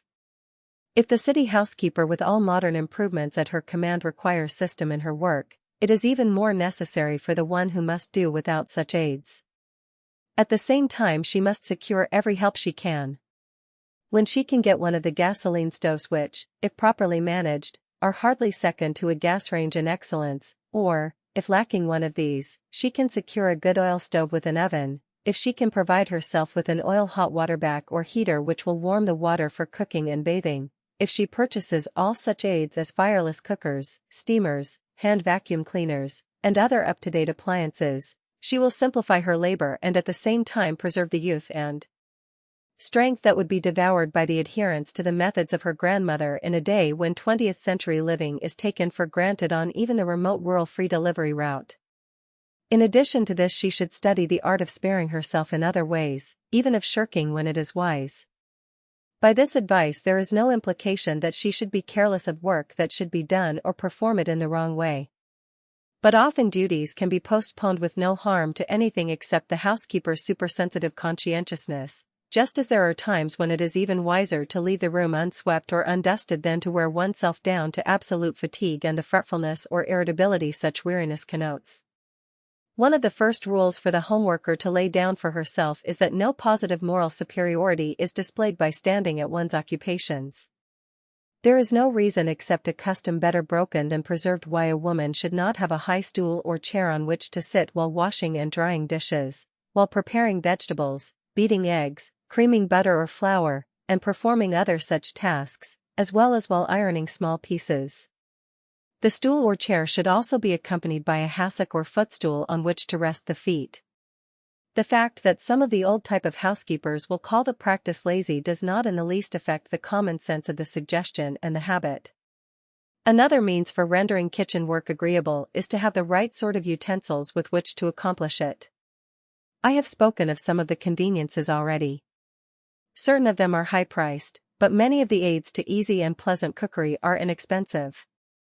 To have plenty of bowls and spoons, the right kind of measuring cups, pans, and pudding dishes, is as essential in its way as the purchase of a bread or cake mixer or a washing machine. Too often housekeepers put up with the poor outfits they have and let a mistaken economy prevent their securing the right kind of tools. Nothing worth having is gained by washing dishes in a rusty and battered pan, drying them on ragged towels, any more than by serving your puddings in a chipped baked dish or measuring ingredients in a leaky cup. This is not real economy, it is either slovenliness or sloth. When a woman does her own work she can surely trust herself to take care of the articles she uses, and she should not stint herself in buying those she needs. Also she should dress for the part of maid of all work when she is filling that role. Tightly fitting waists and long skirts should never be worn, and wash frocks are the best, since the material not only does not harbor odors of cooking as does a woolen fabric, but the garment can be washed when it is soiled. A shirtwaist and short skirt or a one-piece frock is the best uniform, and always there should be a large and comprehensive apron with a high bib and shoulder straps. In addition to this, it is well to have a couple of aprons supplied with sleeves, which can be slipped on over an afternoon frock when getting dinner ready or when washing up afterward. All the aprons should be long enough to come down well to the hem of the gown and should be of some pretty goods, such as gingham or percale, or one of the crinkly fabrics which do not need to be ironed after washing. There is no reason why a woman who does her own work should not look attractive while she is at the process. Above all, she should abjure curl papers, kid curlers, and similar atrocities both while at her duties and when presiding at the breakfast table for a family, which should surely take away with them an agreeable mental picture of the mistress of the house. If these adjuncts are actually necessary to render the wearer presentable later in the day, she should at least conceal them under a pretty boudoir cap. Such a cap is advisable not only on account of the appearance, but as a protection to the hair from smoke and steam. After the morning meal is over, the housekeeper may either put her dishes to soak in hot water, leave her beds to air, and go out to do her marketing, or she may decide to postpone the purchasing until later in the day and dispatch her household duties before she leaves the house. Often it seems wiser to go to market late in the morning, or even in the afternoon, and thus have the best part of the forenoon unbroken for domestic occupations. The systematic housekeeper can usually plan her meals so that this plan can be followed without inconvenience. In the well-kept flat there is not very much to do when there are only two in the family. With so few in the house, articles do not get out of place to any marked extent, and when the windows have been opened in the chambers and living room while breakfast was going on, there is little to hinder the housekeeper from devoting only a short time to pushing furniture back into place, running a carpet sweeper over the floor, and doing necessary dusting. A bed or two must be made, the bathroom put in order, the dishes washed, and the dining room and kitchen set to rights, but in the apartment where the woman does her own work there will be no accumulation of other person's dirt to be removed. When a whole house is occupied there is more to be done. Halls and stairs must be brushed, perhaps front steps swept, stoves looked after in winter, and flies beaten out and rooms shaded in summer. Other duties will present themselves if there is more than a single floor to be kept in order, a floor on which are found kitchen, pantry, and dining room as well as chambers and bathroom. Whether it be an apartment or a whole house, the same order of work should be followed. The morning should be the time applied to turning off any heavy or disagreeable work which has to be done. Cleaning, sweeping, dusting, making ready of vegetables for dinner, preparing the pudding or other dessert which is to be cooked later in the day, should always be planned for the early hours of the day. This is the time when the energies are at their best and freshest, and it is also the period when interruptions are least likely. In the afternoon one cannot be secure against callers or other demands upon leisure, to say nothing of the comfort one feels in knowing that the unpleasing portions of the day's toil are done and over with. The young housekeeper who becomes absorbed in her new occupation sometimes slips into the fault of yielding herself to it too unreservedly. When a woman really loves the work of cooking and planning, of keeping her house in exquisite order and contriving to make supply and demand meet one another, she is in danger of becoming given over to it. Her husband is not likely to be able to understand her attitude, and although he may enjoy a well-kept home, he will probably feel he desires something more in his wife than a domestic devotee. Against the danger of drifting into this position the young housekeeper should be on the alert. No one else is as much interested as is she in the business of running her particular home, and the sooner she appreciates this the better for her and the more agreeable for everyone else. At first she will possibly wish to talk of little else, but after the very earliest novelty has worn off she should wake up to the perception that there are other things in the world besides her home.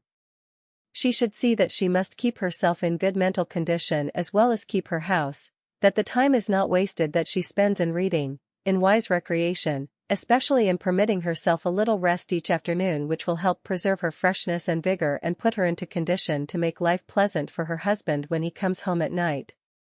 For this is as important a point as any other in housekeeping. Even a man who loves his home wearies of finding a worn-out wife at dinner every evening, and of being confined for subjects of conversation to the round of the happenings connected with the butcher, the baker, and the grocer. He likes a lively, fresh wife awaiting him, he enjoys being entertained after the hard toil of the day, he is pleased when she is glad to go with him for a little outing or a mild dissipation. To be in readiness for this is an object the housekeeper should have in view through the work of the day, and she should resolutely cut out any additional labor which will interfere with her making the dwelling a home as well as a mere place to live in. As a practical illustration of this, let me commend the habit of letting the dinner dishes wait to be washed until the next morning when there is something on hand with which this work would clash. While it is undoubtedly agreeable to go to bed with the pleasant sensation that there are no hangovers in the way of undischarged duties, it is often wiser to postpone a task than to perform it at the cost of hurry and flurry. The dishes may be put in a pan with hot water and a little washing powder, and left until after breakfast the next day, when they may be washed without haste or nervousness. 8. In the laundry, whether or not a housekeeper expects to do her own washing and ironing, she should know in every detail how it is to be done. The occasion may not arise for her to put her hands into the washtub or to wield a flat iron, but she should understand the operations and know how to correct intelligently the errors of her laundress. There has been a good deal said of the burden of laundry work, and yet I have known many women who preferred undertaking it themselves to trusting it to the charge of an ignorant or untrained washerwoman. This is sometimes the only variety that can be secured in the country or in small places, but the laundry, which is the resource so often of dwellers in the city, is frequently far more injurious to clothing than the treatment of the poorest laundress. In such circumstances, or when economy seems necessary, the housekeeper who has the ability to do up the clothing of her family and the bed and table linen possesses a power which means not only comfort, but saving of wear and tear as well as of money. In the effort to provide the ABC of laundry work, a beginning must be made with directions for sorting and preparing the clothes for washing. The first step is to separate towels and bed linen from starched white garments and place them in different piles, with flannels and stockings in a third gathering.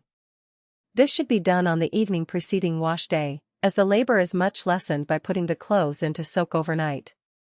The method, or lack of method, of the careless laundress is to throw those garments to be submitted to this preliminary treatment into a tub of warm water to which has been added some washing powder or detersive and leave them thus all night. Instead of this, the clothing should be looked over carefully, dipping the worst soiled portions into warm water and rubbing the spots well with laundry soap. Each garment should then be rolled up with the soap side inward, and all the rolls thus made packed down into a tub of lukewarm water to which has been added a small quantity of borax, household ammonia, or other equally good and harmless detersive. Just here it is well to make a slight digression on this subject. I have already spoken of the injurious effects of washing soda in laundry work. It cuts and perforates the linen on which it is used, but it is so potent in taking out dirt that I have known laundresses to bring it with them in their pockets when its use was forbidden by a housekeeper. Washing soda is possibly the most destructive of these agencies, but there are others on the market, sold as patented preparations, which are hardly less harmful. Of a number of them it is true that they are helpful if used in moderation. The trouble is that the unskilled worker is likely to imagine that where a little is good much would be better, and to apply the powder or fluid with a liberality that has disastrous results. Even when borax or ammonia, probably the least deleterious of all detersives, is used, it should be in small quantities when the clothing is to be left with it for any length of time. Therefore there should be very little put in the tub in which the raiment is to be soaked. Woolens, cotton and wool, or silk and wool, colored clothes, and stockings are not given this soaking, but left to one side until the next morning. When the actual washing begins, flannels should have the first attention. They should be given especial care, since upon this depends their coming from the wash smooth and soft instead of thickened and rough. Soap should not be rubbed upon them unless there are badly soiled spots, and then these should be soaked without applying soap to the rest of the garment. A little ammonia should be added to the water in which they are washed, and this should be lukewarm and made into suds by the addition of shaved soap before the flannels are put in. They should not be rubbed on the board but between the hands, with frequent dipping up and down in the water until they look clean. The flannels are then squeezed between the hands until as much water as possible is gone from them, when they are thrown for rinsing into water of the same temperature as that from which they were taken. This is essential. Water which is either colder or hotter will thicken and shrink the flannels. After a thorough rinsing they are again wrung out and hung to dry at once, in the shade, if an outdoor drying place is used. They look better if they are ironed while still slightly damp. When both colored and white flannels are to be washed, the latter should come second, that specks of lint from them may not disfigure the colored articles. The second water from the flannels will answer very well for the first washing of the other clothes. It is not necessary to practice this economy in a flat furnished with hot water from the cellar, but the fact is worth recalling when the supply of warm water is insufficient. Too many pieces should not be put into the tub at once, as the clothes cannot be washed properly if crowded together, and plenty of water is demanded to get them clean. The water should be warm and the clothes which have been soaked overnight will require little rubbing on the board in order to make them clean. It may be mentioned that clothing which is worn long enough to become badly soiled will need an amount of hard rubbing which will wear it out much sooner than garments that have been thrown into the wash before they are very dirty. The boiler, half full of cold water, should be at hand. Colored clothes are never boiled, and they may be washed separately if this seems more convenient. After the soiled spots on the white clothes have been well soaped, the pieces should be dropped into the boiler. The addition of a tablespoonful of kerosene to the water is beneficial. The boiler should be put on the stove and the water brought to a boil, stirring the clothes up from the bottom with a clothes stick from time to time. The boiling should not continue long, but the clothes be removed as soon as the water has fairly boiled. Too long on the fire yellows the clothing. Clean hot water should be at hand, and into this each article should be dropped as it comes from the boiler. Careful rinsing is one of the secrets of having clothes a good color after washing. Each piece should be turned inside out to rinse it sufficiently. The garments to be blued should be transferred from the rinsing water to cold water to which a few drops of bluing have been added. Judgment must be used in this addition or the clothing will be too blue. A favorite trick of careless laundresses is to save themselves the scrubbing which would make the garments clean, and cover their fault by making them very blue. After the bluing, the unstarched pieces may be wrung and hung out to dry. The other pieces must be starched, as will be directed a little further on. The rinsing water in which the clothes were dipped after coming from the boiler will serve for the first washing of the colored garments. As these need no bluing, such of them as do not require starching may be rinsed and hung out at once to dry. Those that must be stiffened may be dipped into the starch, wrung out, well shaken, and dried. For boiled starch, a half-cupful of the dry starch is needed in proportion to a quart of boiling water. The starch is made to a paste with cold water, the boiling water poured upon it, and the mixture stirred over the fire until it is clear and smooth. Some laundresses insist upon boiling the starch an hour, but good results may be gained with the preparation made as just directed. This starch is of the right consistency for shirts, aprons, etc., but it must be thin to use for either table linen or for delicate underwear until it is little thicker than single cream. If shirt bosoms or cuffs or the cuffs of shirtwaists are to be stiffened, raw starch must be added to the boiled. Raw starch is prepared by moistening a handful of the raw starch to a paste with a little cold water, increasing the water until a quart of it has been used, and stirring it with a piece of fine white soap. The pieces which have already been passed through the boiled starch may be dipped into the raw starch for additional stiffening, after the first starch has dried in them. They are well moistened in the raw starch, rolled up and left for half an hour or so, and ironed while damp. The quantity for which direction has just been made is rather large for a small family, but the proportions may be used in smaller measure. Cheap soap and starch should never be employed, they are an extravagance in the end. The soap should be bought, in a small family, about a dozen cakes at a time and dried. One cake is enough for a small wash, unless left floating in the tub after its use is over. All stains should be looked to before the clothes are washed at all. Fruit and wine stains, like those from coffee and tea, may be taken out by stretching the spotted part over a basin and pouring boiling water through the fabric. The process should be repeated several times or until the stain is gone. Soap will often set a spot which would come out if washed in clear water. Fruit stains, rust stains, such as iron mold, and sometimes ink stains may be removed by wetting the spots with lemon juice, sprinkling salt upon this, and laying the article in the sun. The operation must be done more than once before the spot will come out entirely. The same treatment will sometimes obliterate mildew stains, but if these prove obstinate, boiling in buttermilk the article marked will perhaps take them out. Turpentine will remove paint stains, and oil marks must be washed with cold water and a good white soap. Grass stains are sometimes taken out by rubbing with butter and then washing this out. All spots or stains are far harder to get rid of after they have once been put through the regular wash. Fine pieces of linen like doilies, centerpieces, embroidered and lace-trimmed handkerchiefs, or very delicate lingerie underwear should never be washed with the ordinary clothing unless the housekeeper gives her special attention to them. They should under no circumstances be rubbed on the washboard, but rubbed between the hands in a good suds made of warm water and a fine white soap, and rinsed very carefully. If they are to be stiffened at all, the starch water through which they are passed should be no heavier than milk. While still warm, such articles should be pressed on the wrong side, and if embroidered, a thick woolen cloth must be laid under the ironing sheet. By this method the work on the article stands out well. A little experience with ironing is worth more than instruction.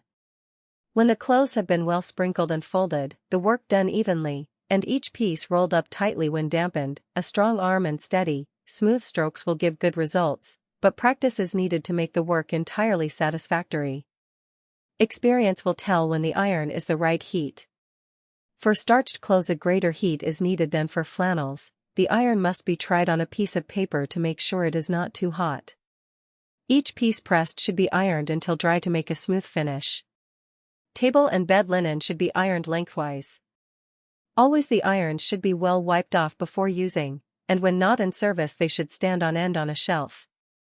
Never should they be left on the range when not in use, this roughens the surface.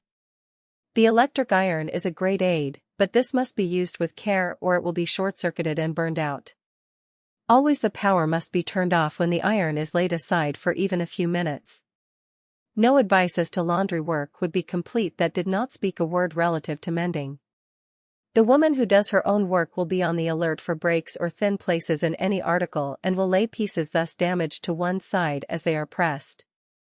As a matter of course, it is well to make repairs before the washing is done, when this is possible, but many garments are far pleasanter to mend after laundering than before.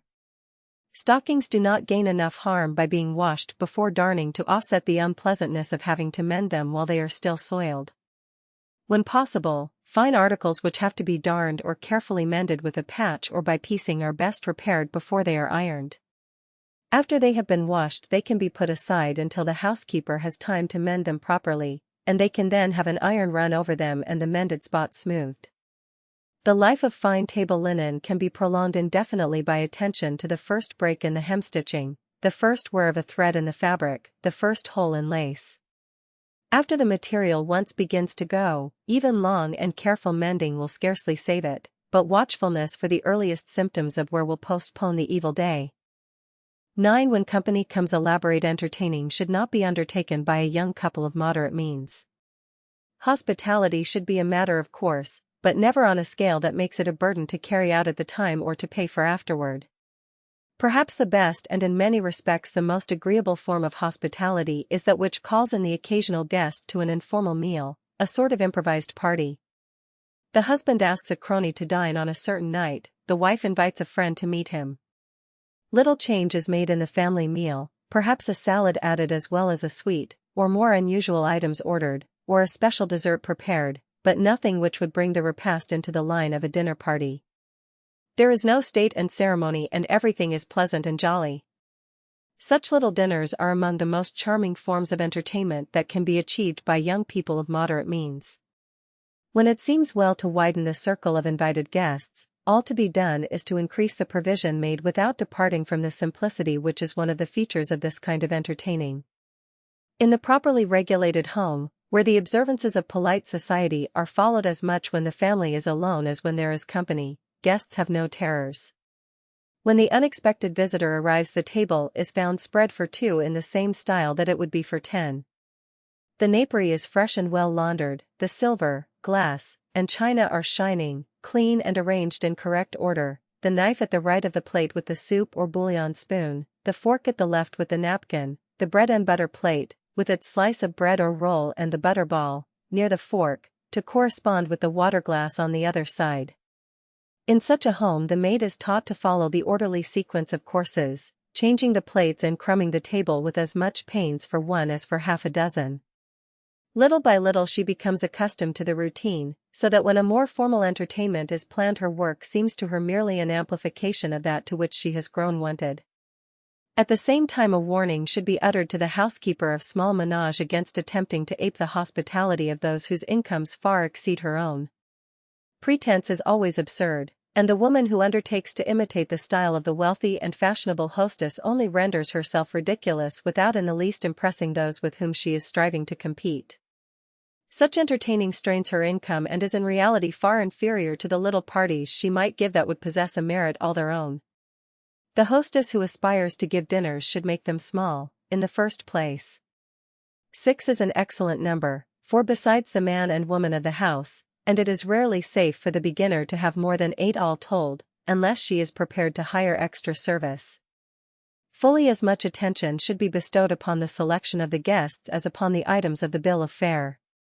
Friends may be unexceptionable taken alone or in their own environment who do not mix with those from another circle, and in these conditions even the most delightful develop unexpected powers of boring and being bored. To get the right persons together at a dinner and to seat them in the proper combinations requires a good deal of social skill, and for this reason it is better for the tyro in entertaining to start with small parties and only work up to the larger affairs as she becomes more accustomed to exercising general hospitality.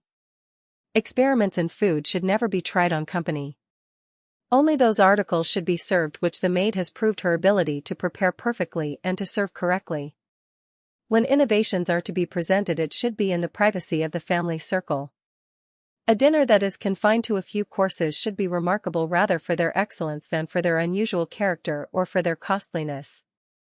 I have known housekeepers who won themselves a reputation for their dinners when the items of these were of the simplest character, but were beautifully cooked and served with a touch of unusualness which redeemed them from the commonplace.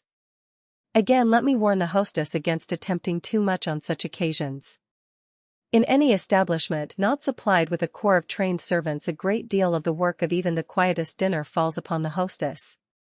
To her it comes to see that the table is set, the many small and fussy details looked after. Generally she must give the final touches of seasoning or blending to soup, sauces, and salad dressing. It is no wonder if sometimes she comes to the table too tired either to enjoy the food or to lead the talk of the board and play the part so important for a hostess who desires to have her guests enjoy their evening. Such fatigue is not necessary if the rules I have laid down are followed.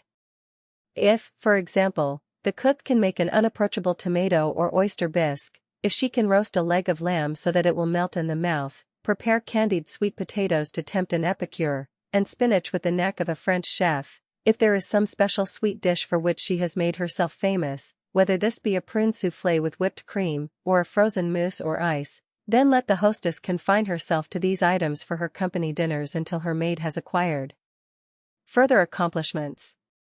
What difference does it make if precisely the same dinner was served to a knot of friends last week? The guests are different this time, even if the dishes are unchanged, and these are good enough to stand repetition though they appear half a dozen times in succession. In a neighborhood where dinner is usually served in the middle of the day and the period for social festivity is in the evening, supper may take the place of dinner and be no less attractive. When this is the case, I would advise the hostess to adopt some specialty and stick to it, with only a few variations. For instance, I know one housekeeper who was transplanted from the south to another section of the country, and who there became famous for the meals she served from her mother's cookbook. Fried chicken with cream gravy, southern sweet potatoes, beaten biscuit, Sally Lunn, waffles, fried oysters, batter bread, syllabubs, were among the dainties she offered her appreciative guests. Not that she had all these at one time, but she rang the changes on them, to the delectation of the company.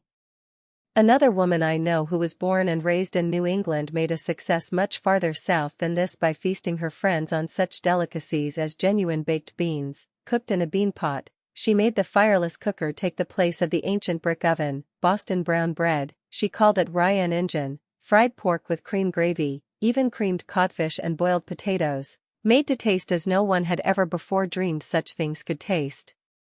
Of course donuts and coffee were included in her menus, and pumpkin pies, and other dishes of that sort. It was amusing and, in a way, pathetic to see the joy of the exiles from New England before whom were placed the viands they had been used to in the long ago. The simplicity of the provision should not be made an excuse for departing from the orthodox methods of service. A supper such as I have described can be served with as much daintiness as a formal dinner, and the courses should follow one another in as orderly a style. As strict in the lines of its etiquette as a dinner is the lunch, where usually women are the only guests. Such a meal as this may also be limited in its items. It may begin with bouillon or soup in cups and, without pausing for an entree, may go directly on to a solid course, such as chicken in some form, chops, cutlets, and the like, with a vegetable or two, this be followed by a salad with crackers and cheese, and the meal wind up with a sweet of light character, and coffee. When one has a well enough trained maid to introduce such an entree as oyster pâtés, crab meat au gratin, eggs à la Benedictine, or something of the kind, and can reconcile the extra cost to her economical conscience, the guests will probably enjoy the additional provision, but no hostess can feel she is guilty of social stinginess if she omits these features and follows the simpler lines. The same caution may be given here as with the dinner, to introduce no novelties for the first time. Use the family as an experiment station before presenting the new dishes or the untried fashion of serving them to outsiders. Like the luncheon is the breakfast party, with this difference, that men are frequently invited to the latter, while they are seldom at the formal luncheon. For such a breakfast, to be served at 12:30 or 1, the first item may be fruit, the soup may be omitted and the meat course, consisting of some such dish as broiled or fried chicken, chops or steak or fish, should be accompanied by a good hot bread as well as by potatoes daintily cooked, and coffee in large cups may be served the same time. A sweet to wind up a meal like this is rather out of place unless it takes the form of waffles or griddle cakes of a delicate variety with maple syrup or honey. Sometimes the breakfast concludes as it began, with fruit, although of a different kind from that with which the meal opened. When oranges or grapefruit prelude the repast, grapes, etc., may end it. All these affairs I have mentioned are for a small number. The afternoon tea is the best method of entertaining guests on a larger scale, and with a minimum of expense. I do not need to go here into the details of sending out cards for such an affair. Whether the tea be a single one, given for the amiable purpose of wiping out social obligations, or as a means of introducing a visitor to the local friends of the hostess, or a series of 3 or 4 afternoons, the method followed is the same and the guest who comes expects nothing beyond a light refreshment. At the more elaborate affairs of this sort, coffee or chocolate may be served as well as tea, or a bowl of punch offered. The edible provisions are always practically the same and cover a range of sandwiches of different kinds, piquant, solid, and sweet, varied by toast buttered plain or sprinkled with cinnamon, hot scones, small buttered biscuit and similar cates, followed by cakes of various kinds, plain or fancy, and in some cases bonbons and salted nuts. The last are not really necessary. At such a tea as this, if it comprise more than a few intimates, the maid is usually in attendance to open the door, direct the guests to the drawing room, bring hot tea or hot water when needed, remove soiled cups and perhaps pass the food. In the latter service the hostess may have the aid of her friends, who usually appreciate the honor of being asked to pour or to help act as hostesses in introducing newcomers, looking after the comfort of strangers and making sure that no one is neglected in the distribution of refreshments. Thus far reference has been made to hospitality exercised in the home where a maid is kept. Far more numerous are those establishments in which no regular service is employed. Even in these one's friends may be entertained as delightfully, if not as formally, as in the houses supplied with hired domestics. The regulation dinner is practically out of the question, and it is wiser not to attempt it. But merry informal suppers, luncheons, and breakfasts can be compassed, and often these are greater successes than those parties given under the supervision of a staff of trained servants. The main point to be guarded against is the attempt at anything which cannot be put through well. As soon as struggle is made to do the impossible, the effort becomes not only a burden to the host and hostess, but a sort of nightmare to the guests.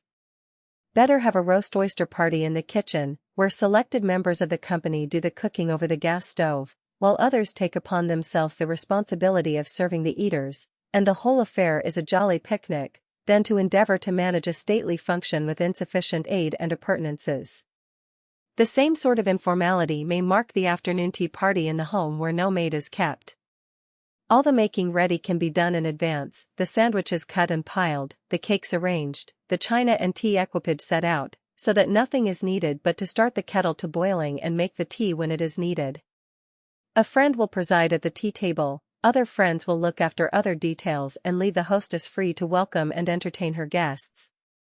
Such a party as this is one of the pleasantest, least costly, and generally satisfactory ways of gathering one's friends about one for a social hour or two. The hostess of small means and no maid should concentrate upon some such line of entertaining as this and stick to it. She should aspire to become known for her merry afternoon teas, her pleasant Sunday night suppers, her gay and informal after-theater spreads, where the chafing dish is the principal feature and where her guests are so well amused that they think far less of the simple food put before them than they do of the good fellowship they have enjoyed. Formal entertaining may have to be foregone, but the substitutes she offers are more genuinely satisfactory both to the guests who share them and to the host and hostess who have to pay for them. The child in the house. With the introduction of a baby into an establishment, the whole general management of the place is changed. That is to say, it is changed for a while. A serious mistake is made when even so important an event as the arrival of a new member of the family is permitted to cause a permanent alteration in the conduct of the home. The most devoted of husbands and fathers will yield his position as first and foremost for a while to the latest advent, will take it for granted that his wife shall be absorbed in the needs of the baby, shall have no conversation but that which deals with its joys and woes, its accidents and accomplishments, but eventually any man worth a row of pins will recollect that after all he was a human being, a husband, and a householder before he was a parent, and will claim a few of the rights coming to him in those capacities. The prospective mother who grasps this truth and puts it into practical service after the baby comes is much more likely to make a success of her wifehood and matronhood than the one who is all mother and nothing else. If the child is well and is properly trained, there is no reason why it should not be a satisfactory member of society and a joy to the household and to all about it, instead of a nuisance to every one except its most devoted parent. A great deal more of the comfort of the child and its future good habits is settled within the first month of its life than is suspected by those who have had little to do with the care of babies. If it is started with regular habits of eating and sleeping, is from the beginning accustomed to lie in its cradle or crib instead of being held in the arms constantly and lifted and rocked at its first whimper, it takes such treatment for granted and forms no habit of making demands for that which is difficult for the attendant always to supply and does no good to the child to receive. With a delicate or sickly babe, the same strict rules cannot be enforced as with a healthy infant, and yet even a puny child is better off if kept to a steady regimen than if fed, taken up, and put down at uncertain intervals, and allowed to accumulate a crop of irregular fashions of eating and sleeping. Sometimes the struggle to implant a sense of law and order is a difficult undertaking when the ill health of the child or the carelessness of the first nurse has brought it into bad ways, but persistence in the effort is worthwhile for the sake of the comfort success is bound to bring later to all concerned. The periods of feeding are determined by the doctor, to begin with, and the space between them is gradually widened as the child grows older. The system which should be the guide of the housekeeper in her home has as large a field of usefulness applied to children as anywhere else. The baby should be washed and dressed at a regular hour, the time for its meals and its outing should be invariable, the hour for undressing it, washing it, and making it ready for bed should never vary except in cases of rare exigency. If it is a healthy child, it will fall naturally into the habit of taking a morning nap after the bath and the meal, of waking at a certain time, and then of lying comfortably in the bed or on a couch or in its carriage with no wails to be lifted and walked with. Modern medical science has declared that the less handling a little baby receives the better for it, and that for some months its growth should be in most respects as much like that of a vegetable as possible.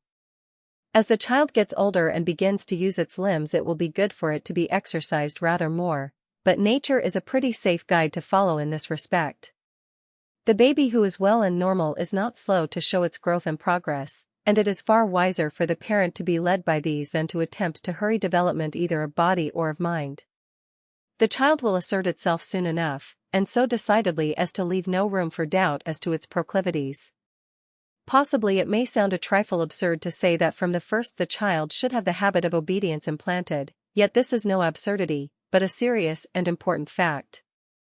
At an astonishingly early age the infant endeavors to pit its small will against that of its seniors, and the initial step in revolt is promptly followed by others unless the attempt is checked at once.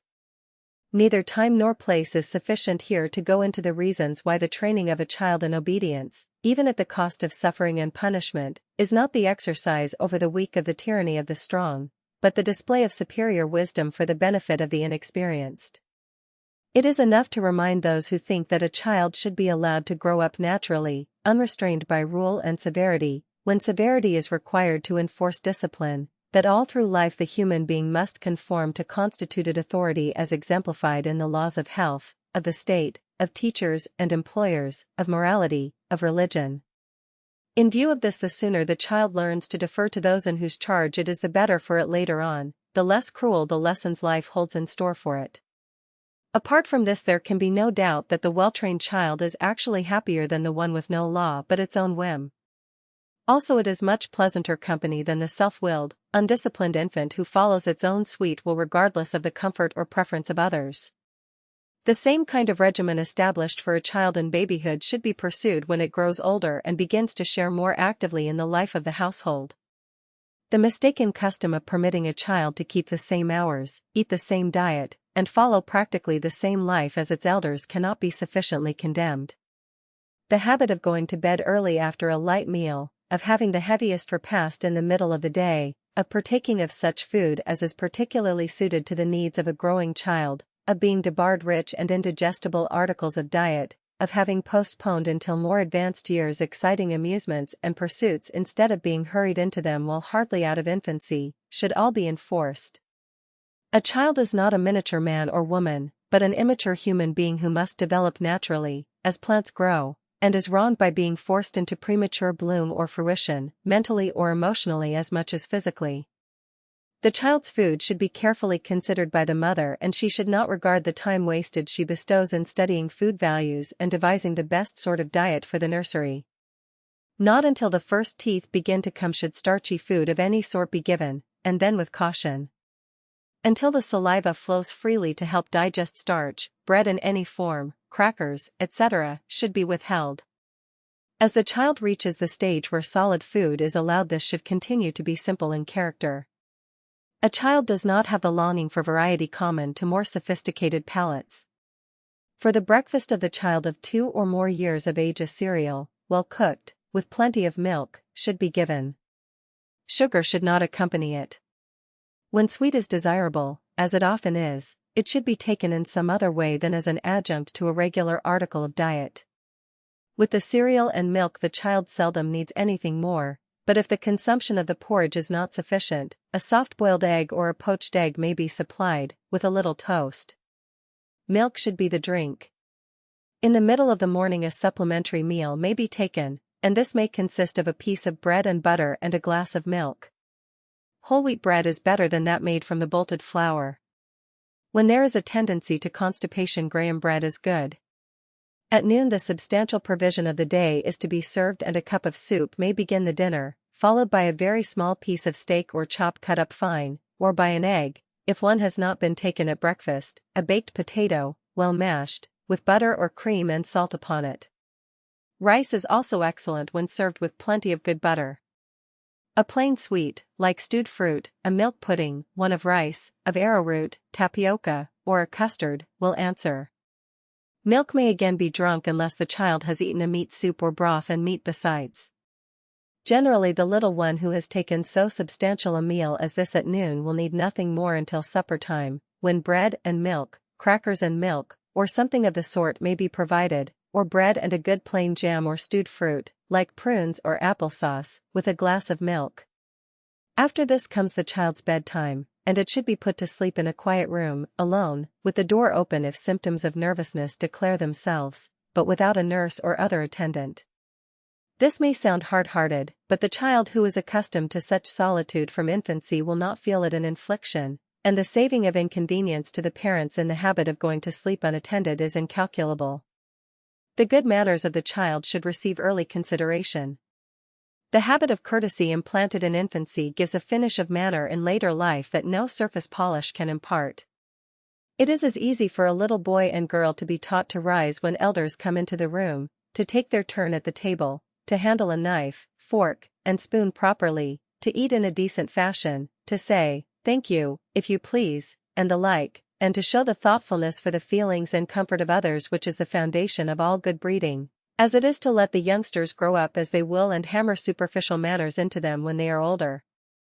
The good old rule that children should be seen and not heard is sadly in need of a revival in many homes, and parents cannot wonder at the unpopularity of their offspring when they reflect upon the disagreeable qualities these often possess. All this does not mean that children should constantly be snubbed and repressed until individuality and initiative are crushed out of them. In most children these characteristics are strong and triumphant. But a certain measure of deference to elders should be inculcated, a respect which will prevent a child from interrupting the conversation of his seniors, a regard for the conventions which, after all, have more to do with peace and amity in the family than many of us are willing to admit. As the child grows older and begins school and kindergarten, other children will be associated with him, and from them he will learn many things it would never occur to his parents to teach him. Sometimes it seems as though the least that children acquire at school is their regular lessons. These become almost a side issue. The influence of the strange boy or girl often carries more weight with a child than all the precepts of father, mother, and teacher. Part of this effect is transitory, but much of it sticks through life, and while the children are little more than babies it becomes incumbent upon the parents, by which is usually meant the mother, to strengthen the bond between herself and her child so that she may the more effectually offset the outside forces that sway him. The sooner the mother recognizes that this is her lifelong job and a most important one, the better for all concerned. The mere animal care of the child any competent nurse could bestow, And sometimes it seems as if the charge of a specialist who understood the ins and outs of dietetics and was able to study the child's constitution impersonally might perhaps be better than the attention received from the average parent. With regard to the question of instruction in book learning, there is little doubt that a well-qualified teacher is far more capable than the most devoted father or mother. All such duties as these can be delegated to those who are trained and paid for the work. When it comes to the companionship, however, it is another matter. Here is something only the mother can give.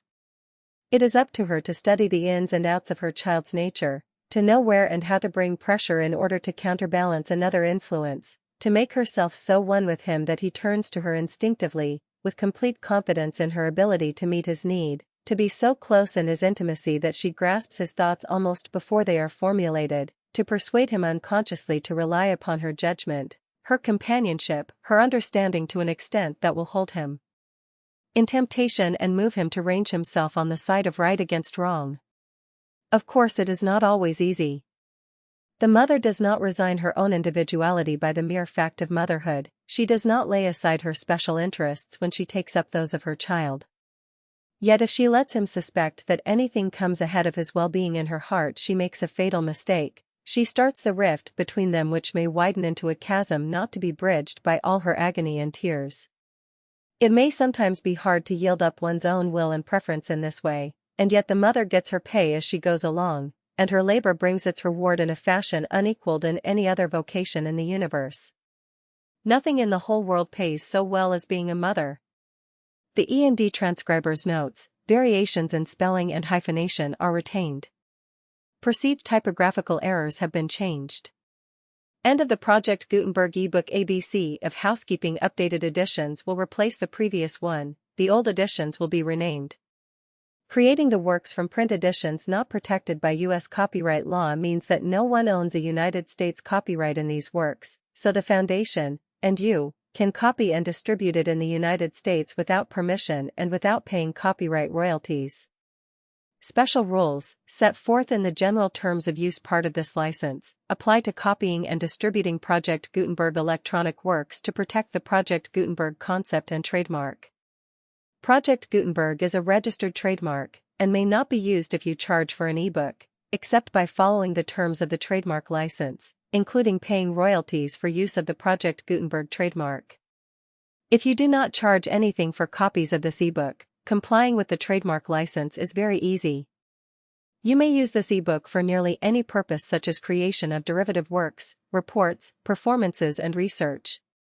Project Gutenberg ebooks may be modified and printed and given away. You may do practically anything in the United States with ebooks not protected by U.S. copyright law. Redistribution is subject to the trademark license, especially commercial redistribution. Start. Full license. The full Project Gutenberg license. Please read this before you distribute or use this work to protect the Project Gutenberg mission of promoting the free distribution of electronic works, by using or distributing this work, or any other work associated in any way with the phrase Project Gutenberg. You agree to comply with all the terms of the full Project Gutenberg license available with this file or online at www.gutenberg.org/license. Section 1. General Terms of Use and Redistributing Project Gutenberg Electronic Works 1.a. By reading or using any part of this Project Gutenberg electronic work, you indicate that you have read, understand, agree to and accept all the terms of this license and intellectual property, trademark/copyright, agreement. If you do not agree to abide by all the terms of this agreement, you must cease using and return or destroy all copies of Project Gutenberg electronic works in your possession. If you paid a fee for obtaining a copy of or access to a Project Gutenberg electronic work and you do not agree to be bound by the terms of this agreement, you may obtain a refund from the person or entity to whom you paid the fee as set forth in paragraph 1.e.8. 1.b. Project Gutenberg is a registered trademark. It may only be used on or associated in any way with an electronic work by people who agree to be bound by the terms of this agreement. There are a few things that you can do with most Project Gutenberg electronic works even without complying with the full terms of this agreement. See paragraph 1.c below.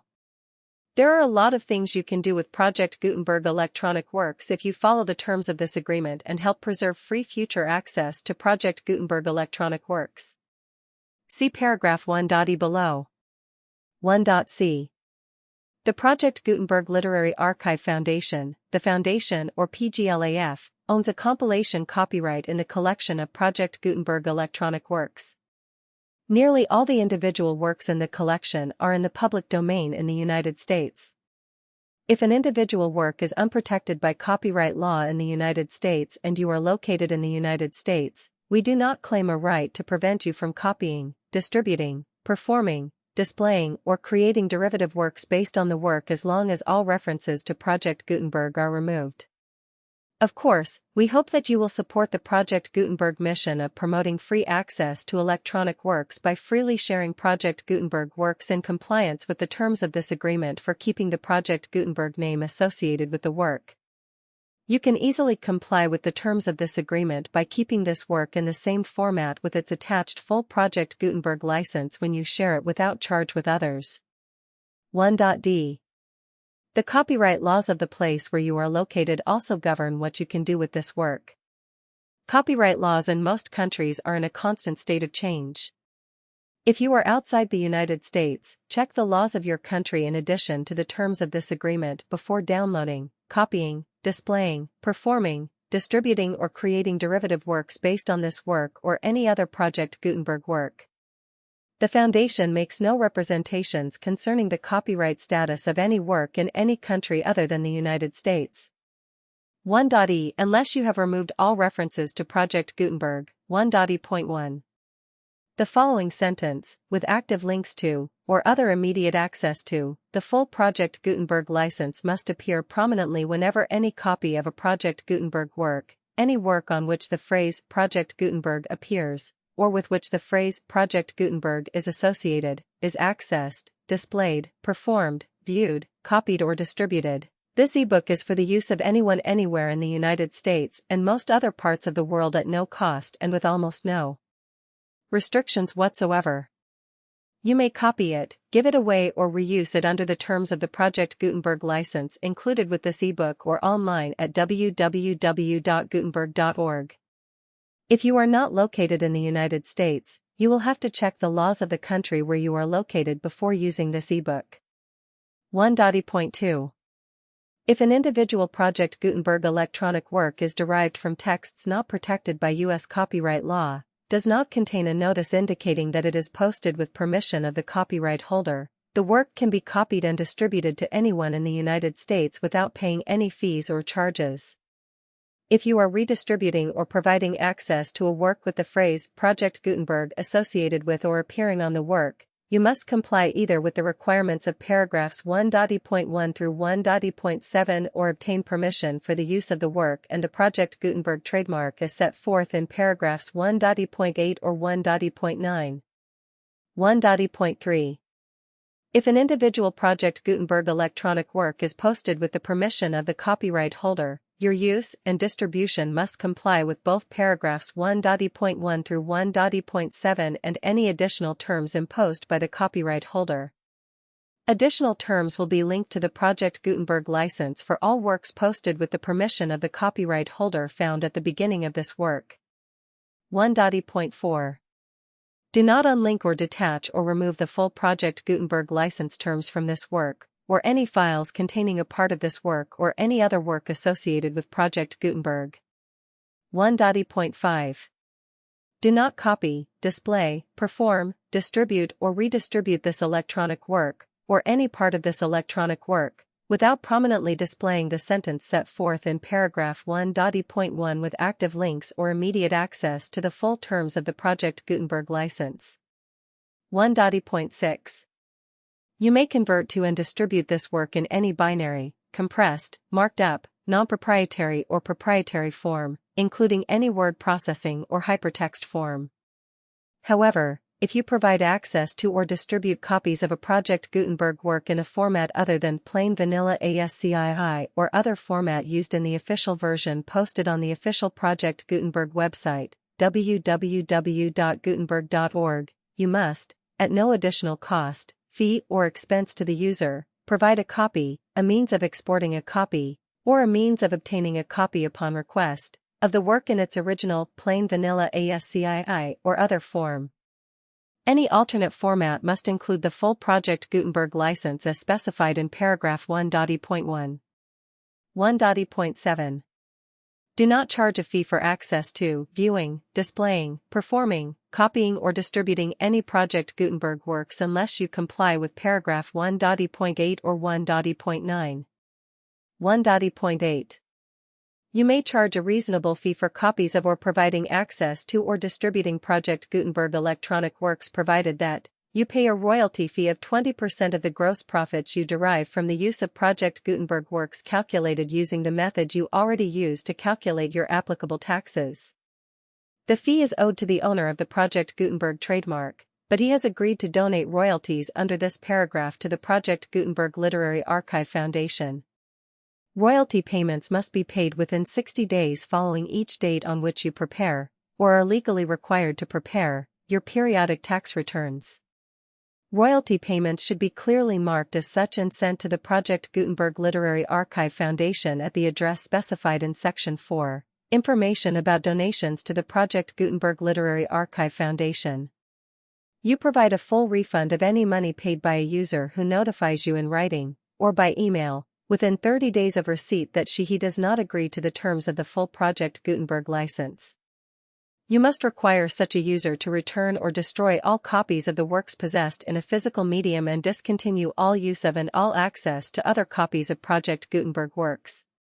You provide, in accordance with paragraph 1.f.3, a full refund of any money paid for a work or a replacement copy, if a defect in the electronic work is discovered and reported to you within 90 days of receipt of the work. You comply with all other terms of this agreement for free distribution of Project Gutenberg works. 1.e.9.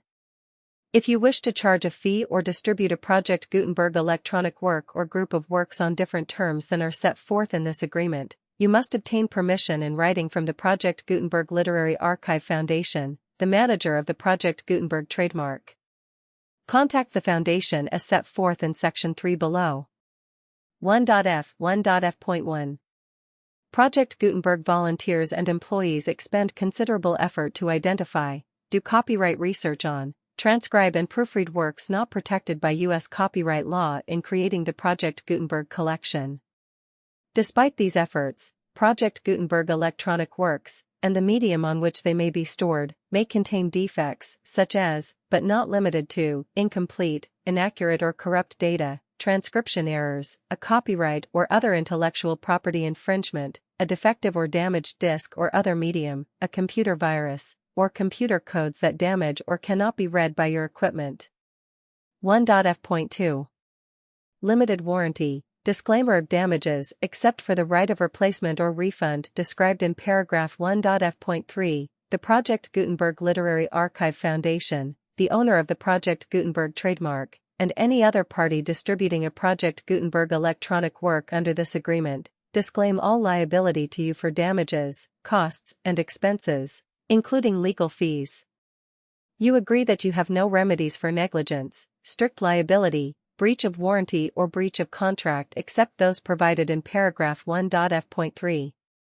You agree that the Foundation, the trademark owner, and any distributor under this agreement will not be liable to you for actual, direct, indirect, consequential, punitive or incidental damages even if you give notice of the possibility of such damage. 1.f.3. Limited right of replacement or refund. If you discover a defect in this electronic work within 90 days of receiving it, you can receive a refund of the money, if any, you paid for it by sending a written explanation to the person you received the work from. If you received the work on a physical medium, you must return the medium with your written explanation. The person or entity that provided you with the defective work may elect to provide a replacement copy in lieu of a refund. If you received the work electronically, the person or entity providing it to you may choose to give you a second opportunity to receive the work electronically in lieu of a refund. If the second copy is also defective, you may demand a refund in writing without further opportunities to fix the problem. 1.f.4. Except for the limited right of replacement or refund set forth in paragraph 1.f.3, This work is provided to you ASIS, with no other warranties of any kind, express or implied, including but not limited to warranties of merchantability or fitness for any purpose. 1.f.5. Some states do not allow disclaimers of certain implied warranties or the exclusion or limitation of certain types of damages. If any disclaimer or limitation set forth in this agreement violates the law of the state applicable to this agreement, the agreement shall be interpreted to make the maximum disclaimer or limitation permitted by the applicable state law. The invalidity or unenforceability of any provision of this agreement shall not void the remaining provisions. 1.f.6. Indemnity. You agree to indemnify and hold the foundation, the trademark owner, any agent or employee of the foundation, anyone providing copies of Project Gutenberg electronic works in accordance with this agreement, and any volunteers associated with the production, promotion, and distribution of Project Gutenberg electronic works, harmless from all liability, costs, and expenses, including legal fees, that arise directly or indirectly from any of the following which you do or cause to occur. A. Distribution of this or any Project Gutenberg work. B. Alteration, modification, or additions or deletions to any Project Gutenberg work, and C. Any defect you cause. Section 2. Information about the mission of Project Gutenberg. Project Gutenberg is synonymous with the free distribution of electronic works in formats readable by the widest variety of computers, including obsolete, old, middle-aged, and new computers. It exists because of the efforts of hundreds of volunteers and donations from people in all walks of life. Volunteers and financial support to provide volunteers with the assistance they need are critical to reaching Project Gutenberg's goals and ensuring that the Project Gutenberg collection will remain freely available for generations to come. In 2001, the Project Gutenberg Literary Archive Foundation was created to provide a secure and permanent future for Project Gutenberg and future generations. To learn more about the Project Gutenberg Literary Archive Foundation and how your efforts and donations can help, see Sections 3 and 4 and the Foundation information page at www.gutenberg.org. Section 3. Information about the Project Gutenberg Literary Archive Foundation. The Project Gutenberg Literary Archive Foundation is a non-profit 501(c)(3) educational corporation organized under the laws of the state of Mississippi and granted tax-exempt status by the Internal Revenue Service. The Foundation's EIN or Federal Tax Identification Number is 64-6221541. Contributions to the Project Gutenberg Literary Archive Foundation are tax-deductible to the full extent permitted by U.S. federal laws and your state's laws. The Foundation's business office is located at 809 North 1500 West, Salt Lake City, Utah, 84116-801-596-1887. Email contact links and up-to-date contact information can be found at the Foundation's website and official page at www.gutenberg.org/contact. Section 4. Information about donations to the Project Gutenberg Literary Archive Foundation. Project Gutenberg depends upon and cannot survive without widespread public support and donations to carry out its mission of increasing the number of public domain and licensed works that can be freely distributed in machine-readable form accessible by the widest array of equipment, including outdated equipment. Many small donations, $1 to $5,000, are particularly important to maintaining tax-exempt status with the IRS. The Foundation is committed to complying with the laws regulating charities and charitable donations in all 50 states of the United States. Compliance requirements are not uniform and it takes a considerable effort, much paperwork, and many fees to meet and keep up with these requirements. We do not solicit donations in locations where we have not received written confirmation of compliance. To send donations or determine the status of compliance for any particular state, visit www.gutenberg.org/donate. While we cannot and do not solicit contributions from states where we have not met the solicitation requirements, we know of no prohibition against accepting unsolicited donations from donors in such states who approach us with offers to donate.